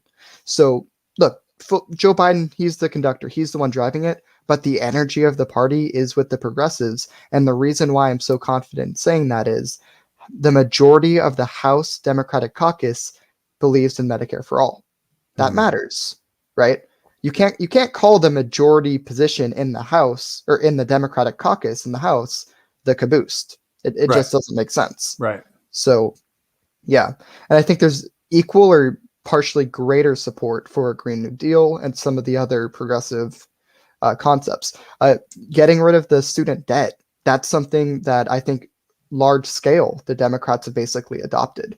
So I think Yeah, our daily we're the platform, engine, we're the goal. our daily platform is very much an Elizabeth Warren platform, in a lot of ways. I mean, you listen to what Joe Biden, Joe sounded a lot more like Elizabeth Warren in his State of the Union than he did Joe Biden on the campaign trail.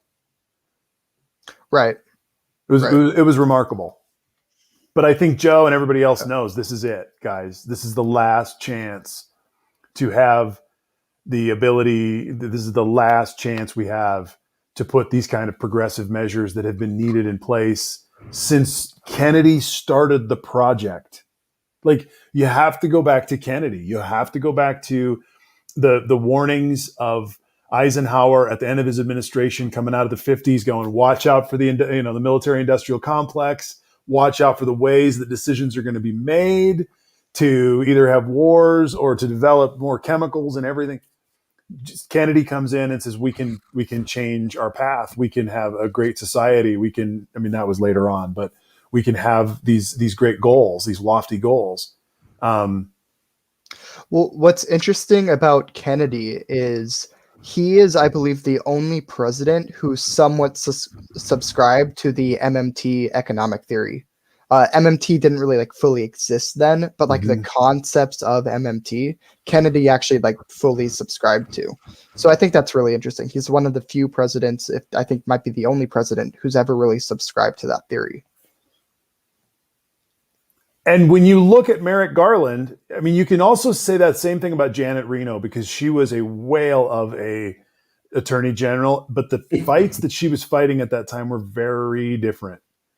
We were still in full denial of the social wars at that time. People were, still living in the bliss of the late 80s, 90s. Like, things were just a little bit wacky. But Robert Kennedy and Merrick Garland have a lot in common, in terms of being a warrior for justice. And I really think that Merrick Garland's legacy is going to unearth a lot of shit, because, and I know we got into this a little bit last week or on Sunday night, Jeff, about the word corruption. And yeah. I stick by what I say. I'm not necessarily a conspiracy theorist where I'm worried about putting two and two together, but the stink of corruption is what has allowed both the QAnon people talking about deep state and Elizabeth Warren talking about corruption the entirety of her campaign, saying we've got too much money moving around and too many people with favors and too much of a patriarchal economy in many ways, right? Right. So that's when I use the word corruption, I mean it in its raw form. It may be legalized in the moment, potentially, or maybe not, depending on if anybody's watching. But there's just too much side stuff to have a real democracy that functions. I will say the definition of corruption, the first one that comes up, I don't even know where this. Oxford. Is corruption is dishonest or fraudulent conduct by those in power, typically involving bribery. Okay. So, well, Oxford's part of the deep state, so find a different definition. That's right. Well, lobbying is legalized bribery. There's no other way to describe it. If you say dishonest conduct, those in power involving money, then yeah, I think corruption. It does not say that it has to be, for example, similar. It has the word deception, dishonest. It doesn't unscrupulousness, but it doesn't say, crime, illegal. Yeah, no, yeah. Well, I'll also think of the connotative version, right? That's the diction. But if you think of the connotative of where we're going with this, I'm never going to miss a chance to take a shot at Pete. So Pete in wine caves, that's something Elizabeth Warren hit him on. I don't want our politicians spending time in wine caves when they can be spending time with us, because I know I'm never going to be able to pay to get into that wine cave. I have a little bit of a. This is where the progressive wing starts to kind of veer, and I don't know, man. And we kind of got into this last time too. Mm-hmm. I get what you're saying, and yes, I would have much rather he had a town hall than some swanky fundraising gig. I get that, but the question is, do you need the swanky fundraising gigs to really be competitive? Well, you say no. What person do you think has not done the Swanky Wine Cave event? Bernie Sanders, and he raised more money than all of them. Bernie Sanders did no pinkies out. $10,000. He was not doing wine caves. I mean, that's just You positive. Yeah. Okay. Yeah. I'll research it. We'll see. Okay. I'm just saying, there's a lot of swanky events where lots of money is raised, and well, we're in a great place here because we literally have Pete, who is the Rhodes Scholar who went to the prestigious law firm that does have ethical questions around I mean, it's a big law firm. Of course, they're dealing with ethical questions and people. And then he gets in, and he's very much a neoliberal, and he carries the neoliberal badge. And part of being a neoliberal is getting corporate money and not worrying about feeling bad about it. That's just part of being a neoliberal, man. Now, Zach comes from the progressive side, and that is sinful behavior. Yeah. And I get that. I get that. As we've said before, it's often the person who wins is the person who bends the rules the best. I mean, we've all been at the Pinewood Derby where the guy's dad who's in aerospace has clearly built his car and he beats everyone's ass. So the question is it better to have integrity or is it better to beat everyone's ass? And when it comes to elections, I think beating everyone's ass is critically important. Now, I understand if you can do it with small private donations that don't require any obligations or anything, that's great. That's great. But if some candidate raises a quarter of the money of their opponent because they refuse to take any corporate donations or large donations or do a wine cellar event, I mean, if you lost, who gives a shit how you raised your money? You know? Did I freeze there for a second? We blocked, but this is literally, we're not going to agree on this, and I think this is awesome. Yeah, I mean, ideally, I'd agree. But when you go, Zach, go. Sorry if I'm cutting Jeff it's off. Okay, we're all. Sometimes I stepped over you. I stepped over you. When it comes to taking money, that has its costs, right? Let's say if you win and you take money, you are now at the behest of that person, right? There is a correlation, and there is statistics that back this. Don't take my word on the statistics. Everyone should research this on their own because I don't have them right here. So I'm not going to say just trust me on my word. Please go research this. But there are statistics that back this stuff up, where the more money you put in, and the wealthier that you are, the more likely you're going to have influence into this. I think there was a recent study that went by zip code, where like the richest, wealthiest zip codes, they had like the most influence. It's really interesting. But I mean, think about this, right? One of the earliest donors to the Biden campaign was the big pharmaceuticals. They were putting up his early campaign rallies. They were funding them. And at this point in time, there's not going to be a public option. There's been no mention of a public option at all. I think that matters.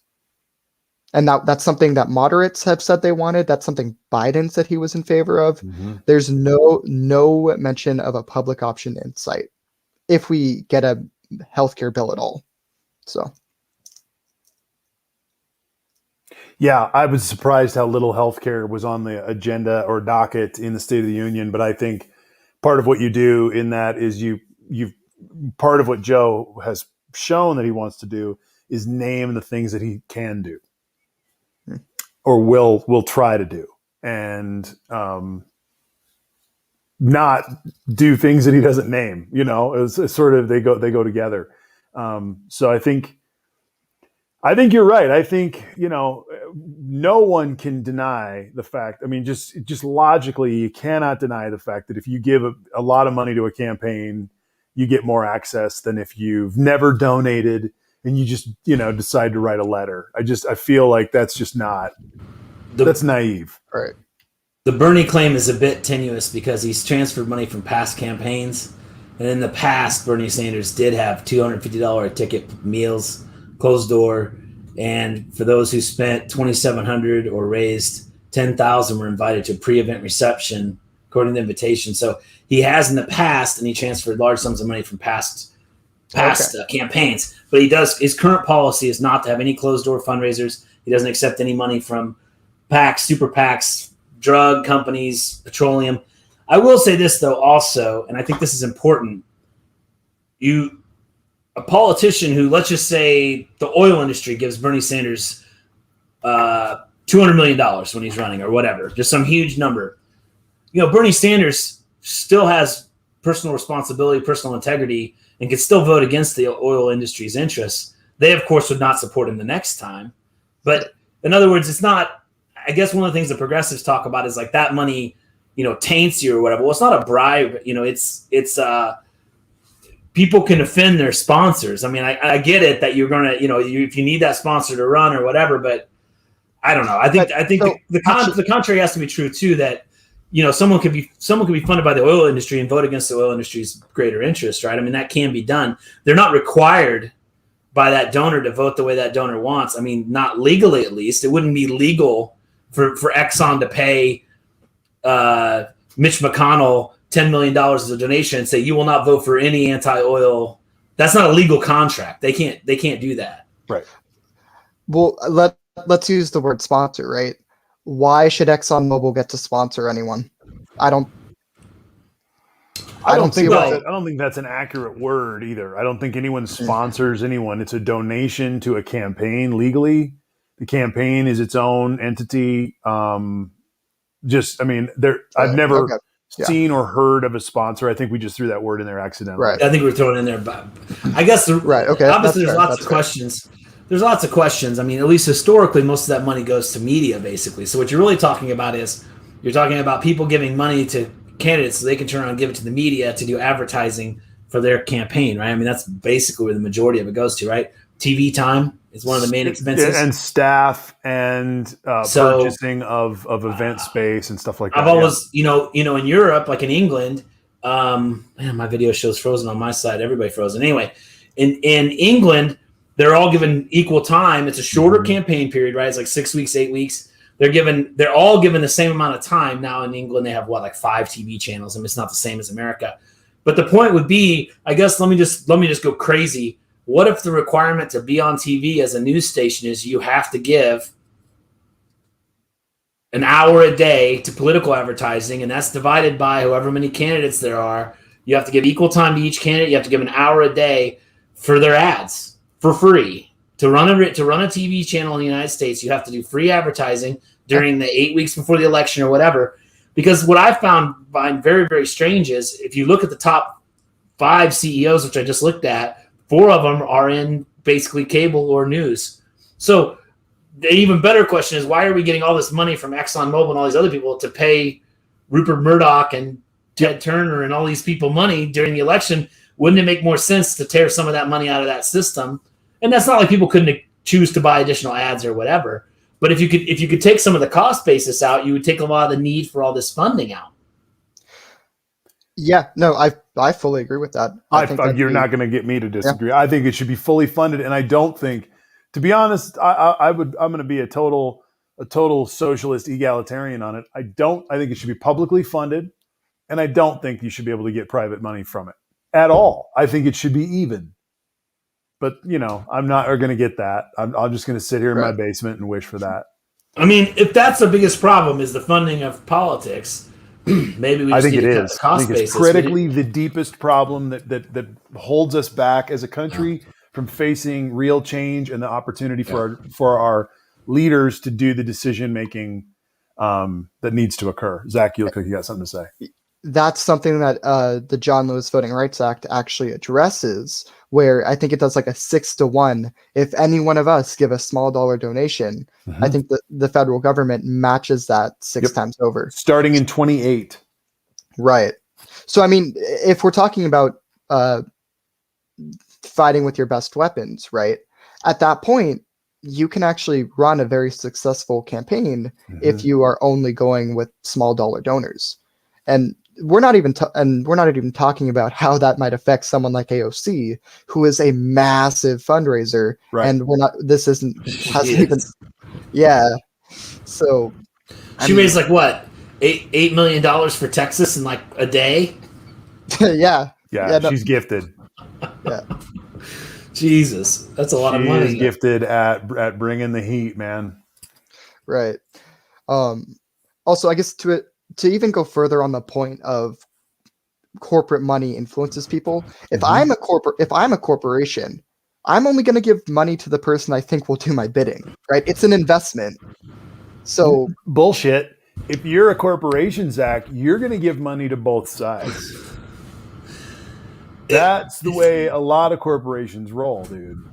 They're connected. It's about getting connection. Well, it's then kind of a chicken and egg. Right? It's kind of a chicken and egg, and it's also kind of biasing. In other words, do we think conservatives wouldn't be pro-oil if pro-oil wasn't directly donating to them? I mean, if you're from a district that's an oil district, if you're from Texas where your money generates from oil, you're going to be pro-oil regardless of who funds your campaign.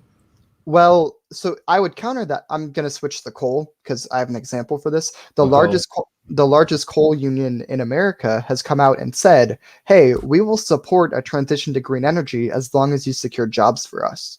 So I think people don't give a shit about coal or oil. They care about their coal job. They care about their oil job.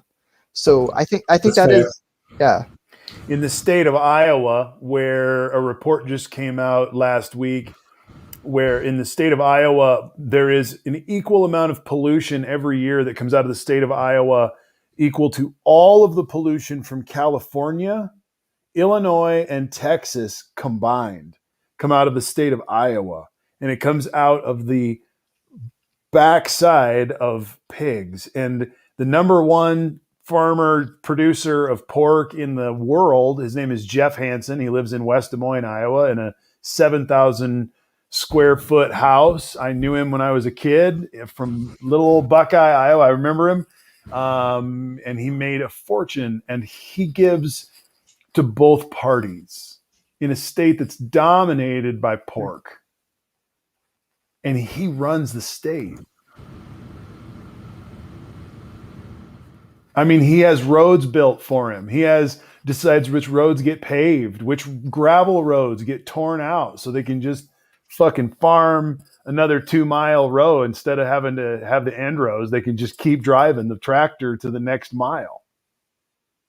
These guys have power in the local economy in ways that, especially in parts of the country, and this is something that we don't think about very often, but in all the parts of the country where most of us live, suburbs, cities, and whatnot, we all fly over areas of the country where, it's rural and not a lot happens. But what we don't know is most of America's wealth is out in that rural country. A lot of America's wealth is out there. And it's doing stuff with natural resources. It's doing stuff with farming, with mining, with ranching, with pipelines. There are so many pipelines rolling across the country. We don't see them. We don't know where they are.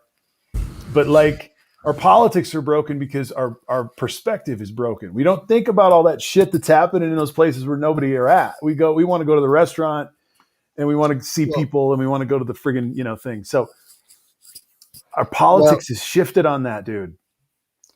I think you're right, mainstream. However, something that I don't think is being covered. In the House, you had AOC and Andy Levin. They introduced I might be wrong on the specific title, but the Electric Vehicle Freedom Act, which essentially is let's get union jobs to build electrical vehicle charging stations in rural America to make sure they have access to it too. AOC, the New York City girl, she's the one who's saying this. She knows because she sees the potential that's out there. And anyone who is deep into the Green New Deal also is deep into the Interior Department's reports about how there could be an incredible emptying of the coastlands depending on various climate change. I can't spit it out. Stuff that could happen where people move to the empty part of the country. in a hurry. And so part of what we have to have is the charging stations and then the broadband internet. The broadband internet changes everything because I could move to Iowa Falls, Iowa, and buy a $50,000 house and keep my $120,000 online sales job and change my world. I'll tell you, my stepdad lives in a part of the country I never thought I could possibly even think about living. He lives right off the Canadian border near Dunseith, North Dakota. It's middle of nowhere. We would all agree it's the middle of nowhere. He has neighbors, but I mean, your population density is off the chart low. But you know what? I was there on the drive up. I noticed my windshield wiper blades were bad. While I was there, I noticed he had broken the handle on the tailgate of his truck. So he's having to reach in and like grab the cables. And he was missing a hubcap. And I got on Amazon first night I was there, bought windshield wiper blades for my car, tailgate handle for his truck, and a hubcap. And they all showed up within 3 days down this gravel road, the middle of nowhere, North Dakota. Fixed all that shit. It's like, it doesn't matter where you live. You get all your stuff from Amazon. You can, there's homebrew stores. Yeah, hey, there's a homebrew store in Wichita. It sucks. I get all my stuff off the internet. I could live on the moon practically and buy everything I deal with every day. Now, is there some specialty shop? Maybe, but even that specialty shop, odds are you get online.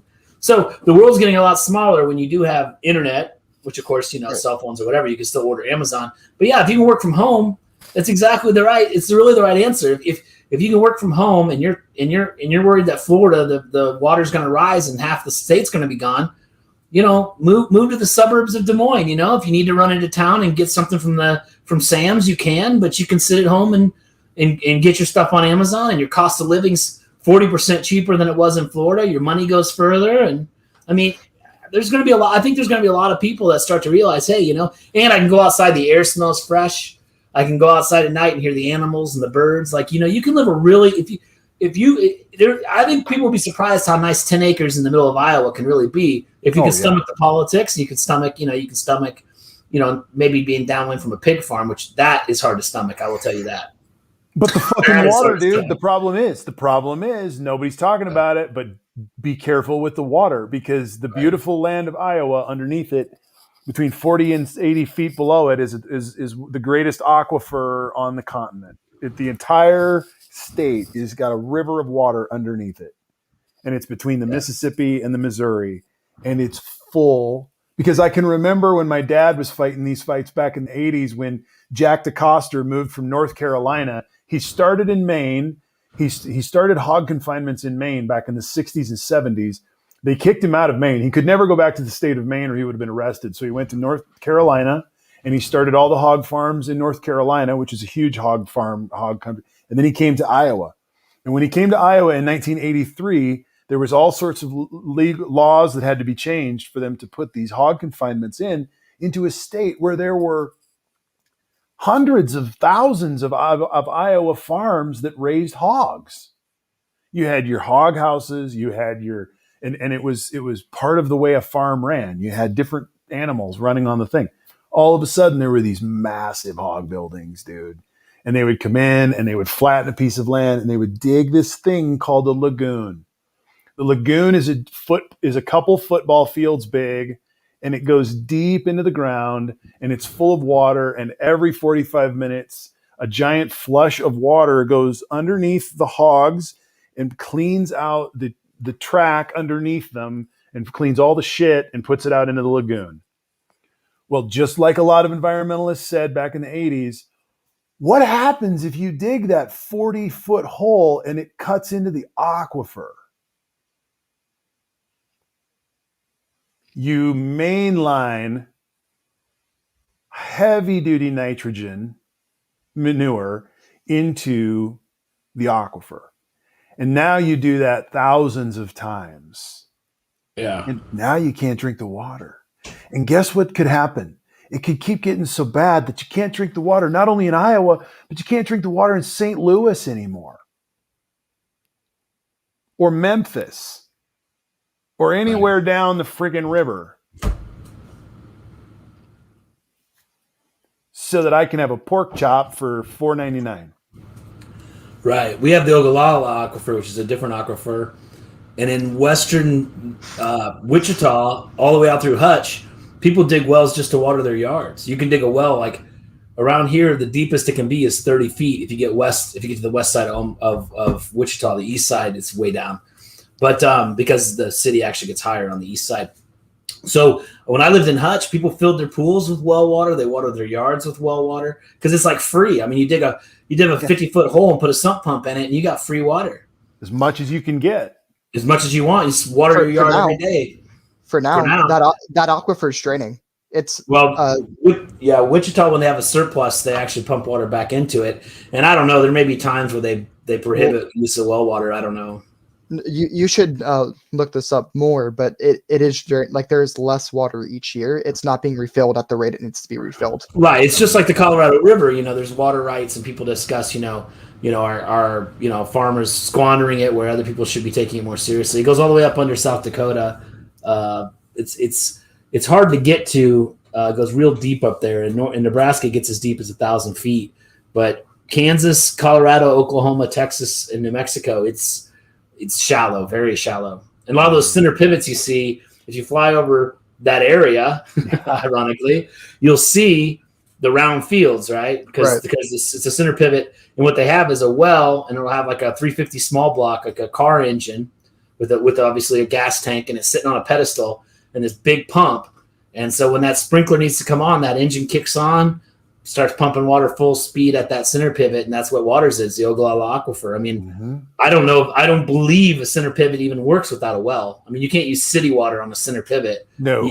You'd be better off buying the city. You can't. It's too much. The water bills, you can never afford it. So, yeah. And that, of course, is building crops, which we all need. But, of course, what percentage of that, they're spraying it out over the field. I mean, it's inefficient. Oh, yeah. Thanks, Birdman. He tried a cinder pivot in ballet and nearly threw out a hip. I love it. Yeah, center pivot. They're actually amazing machines. If you don't know, they're all independently driven. It's not, and when one section gets ahead, it trips a switch and it drives to catch up, and then the next section's now out of place and it drives to catch up. All the wheels are driven on that system, and they're all chasing each other around the center. I didn't know that. Yeah, no, it's controlled by the pivot. They're all pivoting off each other. So the outside one's probably driving all the time, right? Wow. Or somewhat driving. And they're all just chasing it around the field. Wow. Yeah. They're pretty cool. They're pretty cool systems. Well, this has been a good conversation, guys. I appreciate it. And thanks for everybody for being here tonight. We were going to go down. And so I feel like, Zach, you have given me license and given me brotherly love in the sense of saying, knock it off, which I appreciate, and we'll take to heart. You'll probably have to do it again, but I accept it tonight, because the truth is that to give what my title of the show was, to give it more oxygen is to give it more flame. And at this point, let those shit kickers burn out. Be ready to throw down, but let Liz fight Liz's fights. And I think we can start looking at some topics. One I've been ready to talk about since the get-go. Obviously, we don't have time tonight, but something maybe put on the list is the idea of brotherhood, like you just said, brotherly love. Yeah, the concept that I think men need fraternity and brotherly love, and it's important. Other awesome. Positive topics, just topics of honesty and integrity and the way we express ourselves. There's a lot of good topics that transcend politics. But for example, the concept of brotherly love, it's diametrically opposed by this sort of Trumpian, the view only changes for the lead dog, and I have to be dominant in order to get what I want.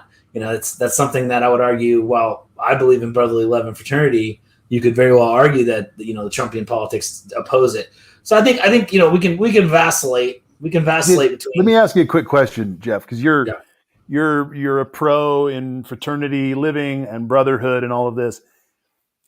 In, let's just say, pre-2018, clean break. Actually, let's say pre-2015, clean break from the current reality.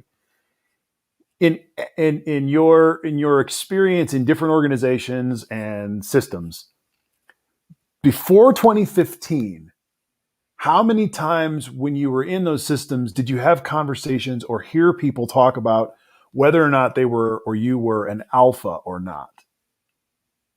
Oh, very, very little. Maybe never.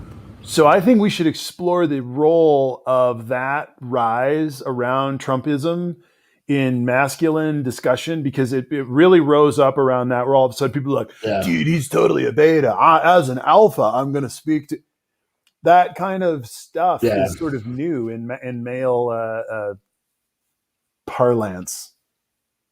I think it's cheap. Yeah, cheap. I would say cheap power tricks, cheap power games. There's a lot of that stuff going on. Passive aggression, just a lot of things people use to try and dominate discussions. I guess because of a lack of intellect, or maybe a lack of belief in what they're saying. There has to be a lot of this sort of showboat extra stuff. Lots of straw men, a lot of extension arguments, lots of personal politics, like, calling all Democrats cucks, for example. That stuff is just, honestly, I don't know about you. When I first started hearing it, I thought they had to be kidding. It was just so stupid. But they weren't kidding. They really thought that was somehow powerful to call us cucks, I don't know. That just tells you where they're coming from.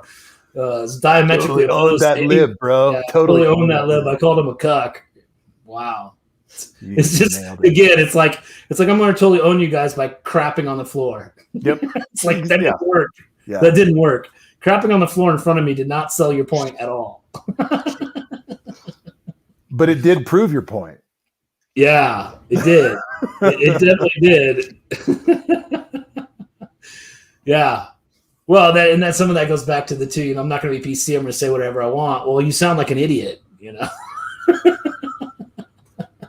You should have not said the things you said, because you sold yourself out as an idiot. My grandfather said what a lot of grandfathers did, which is, you don't have to point somebody out as being low class or mean or whatever. They'll tell everybody. Just sit around and wait. They'll tell everybody. And I think that's what we're saying. And honestly, I think we've all figured out Donald Trump. Blue collar billionaire, because guess what? He has no class. So of course they called him blue collar billionaire, because he has no class. He doesn't behave like a billionaire. He doesn't have any of the gentlemanly behavior you would expect from an aristocrat, because he's just not a gentleman. He's not an aristocrat. And so that kind of stuff just pervades on through every level of the discussion. And he's also not a billionaire, most likely. So, all of that. Yeah. Somebody that called us a cuck 3 years ago is going to be talking about how, Joe Biden can't build unity. Right. You wouldn't know unity if I'll save that. Well, no. So let's get into that another time. Let's talk about this, about the need for that and masculinity and that kind of stuff too, because I think there's a lot there in terms of how the subject matter of tonight plays out, because Liz Cheney this is not news, I don't think. Liz Cheney is also a woman. And that makes a nice target for a woman who doesn't agree with Trump to be a doubly fun target for them to get real righteous about their allegiance to the truth. You can almost hear it in the way they say it. It's like, we let a woman have all this power, and now you're going to go against us. You can almost hear it. Seriously, is almost. You can almost hear it. Yep. Yeah. You can almost hear McCarthy saying, I let you as a woman get a leadership role, and now you're going to backstab me. You can almost hear it. You can literally. So they're immediately talking about Stabenow, going, well, she's a different one. Or is it? I didn't read it as Stabenow. It's close though. It's very similar. Whatever. That's in my iteration this afternoon. You know. I worked with a Stabenow. I don't think her last name's Stabenow, but I know what you mean. Stefanik. Yeah, that's it. From New York. Yeah, Stefanik. Who's Stabenow? Stabenow Stefanik. Catch up, He's a Democrat. I don't know. I'm out of it. We're over time. Thank you for being here tonight, everyone. Einhorn is Finkel.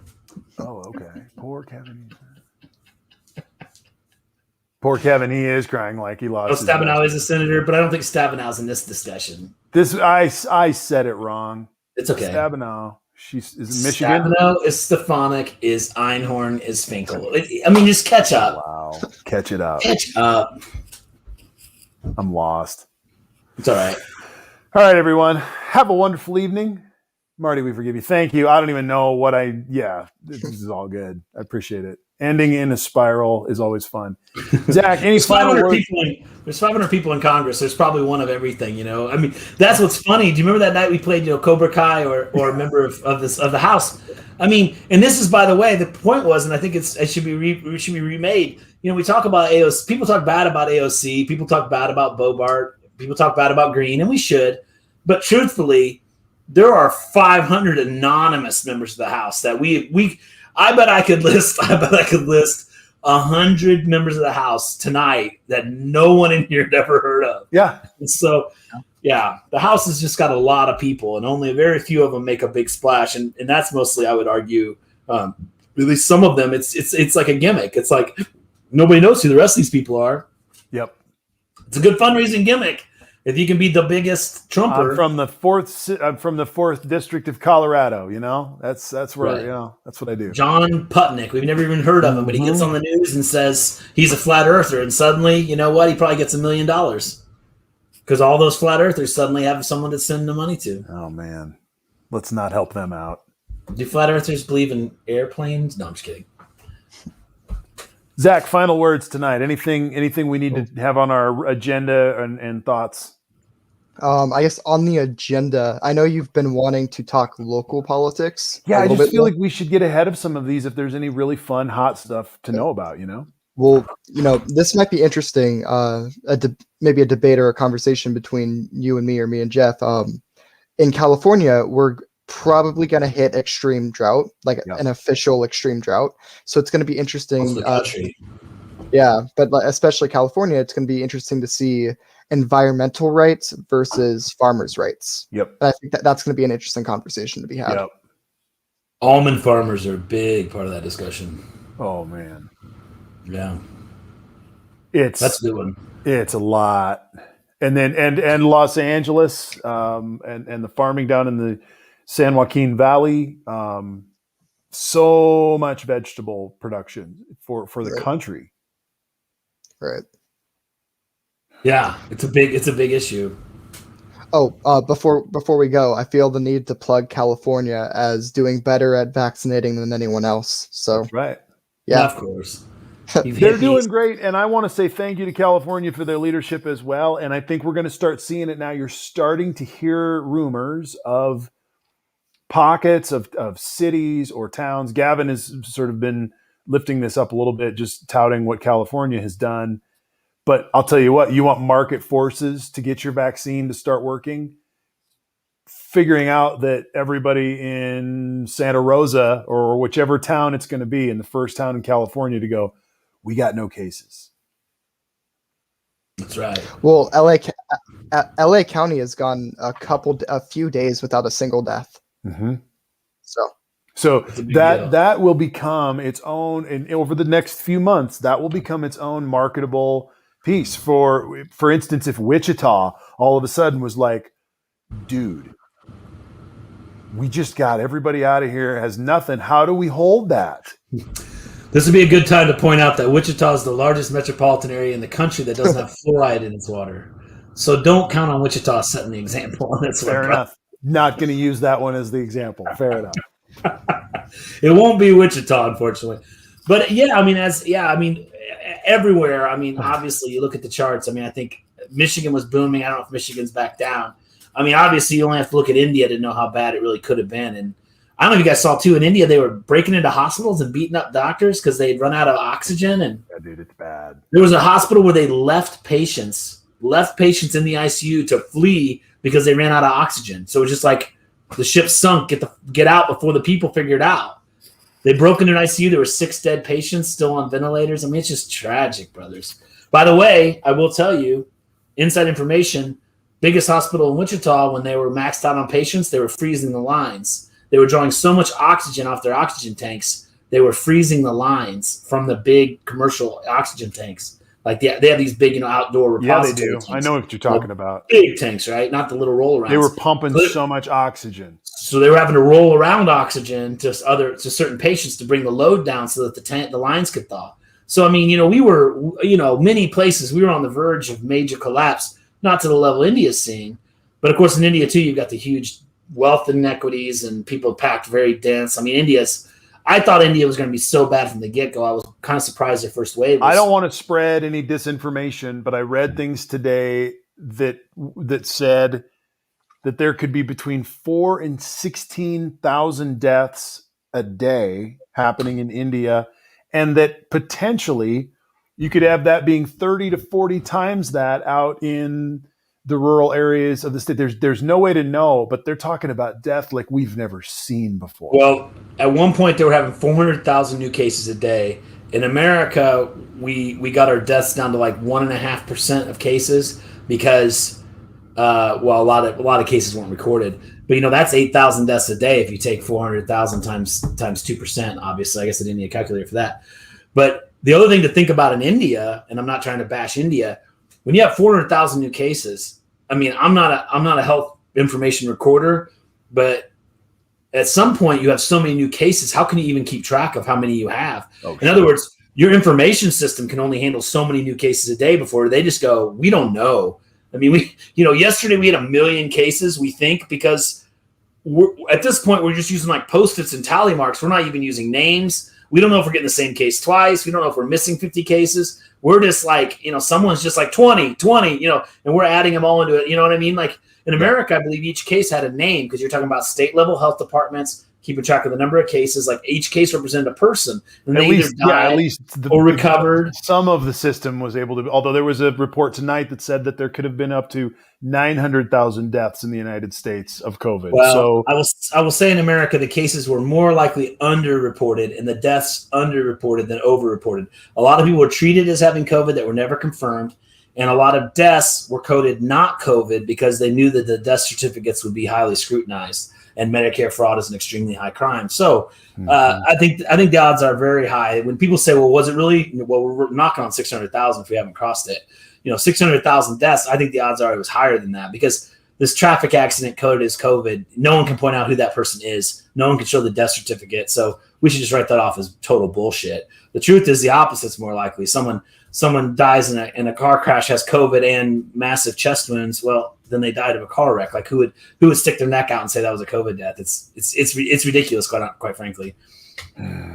It's pseudoscience. It's just these certain people, these Q nuts, have to make something a two-sided issue. They just can't possibly deal with reality. There has to be, if the doctors are saying 600,000 people have died, there has to be a reason why they would lie. And they just generated Medicare fraud. Like that's just, has it happened? Sure. Has it happened in any large number? No. And the fear of it probably has reduced the numbers from what the truth really is. Anti-authoritarianism runs deep in that crew, man. It's a quick reaction to. Yeah. During a pandemic, doctors say 600,000 people have died. No. What if doctors are lying?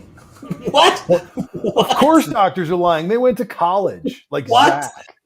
Some of the most highly educated people in America who are trying to save lives, what if they're colluding together to lie about how many people died? What? To possibly commit Medicare fraud and generate more money for their employer? Jeff, are you going on after this? Are you going to do a scope after this? Oh, I doubt if I will. You're going to be cutting some DJs, doing some lyrics. You've been checking that stuff out. Someone said I should join in here, called in on the OBS and like start doing effects or something in the middle of your show. But I chose we can get down, dude. We could go there. I mean, boots and cats. Rock on. All right, people. Have a wonderful night. Share the love. Thanks for being with us on America Heals. We're doing what we can. It's fun to be together and to throw down on this and to get some positive energy. And for all of you out there who are digital ninjas watching out for crazy fascists, keep it up. I love your work. I love watching it from a distance. You're my hero. Yeah. So peace out, y'all.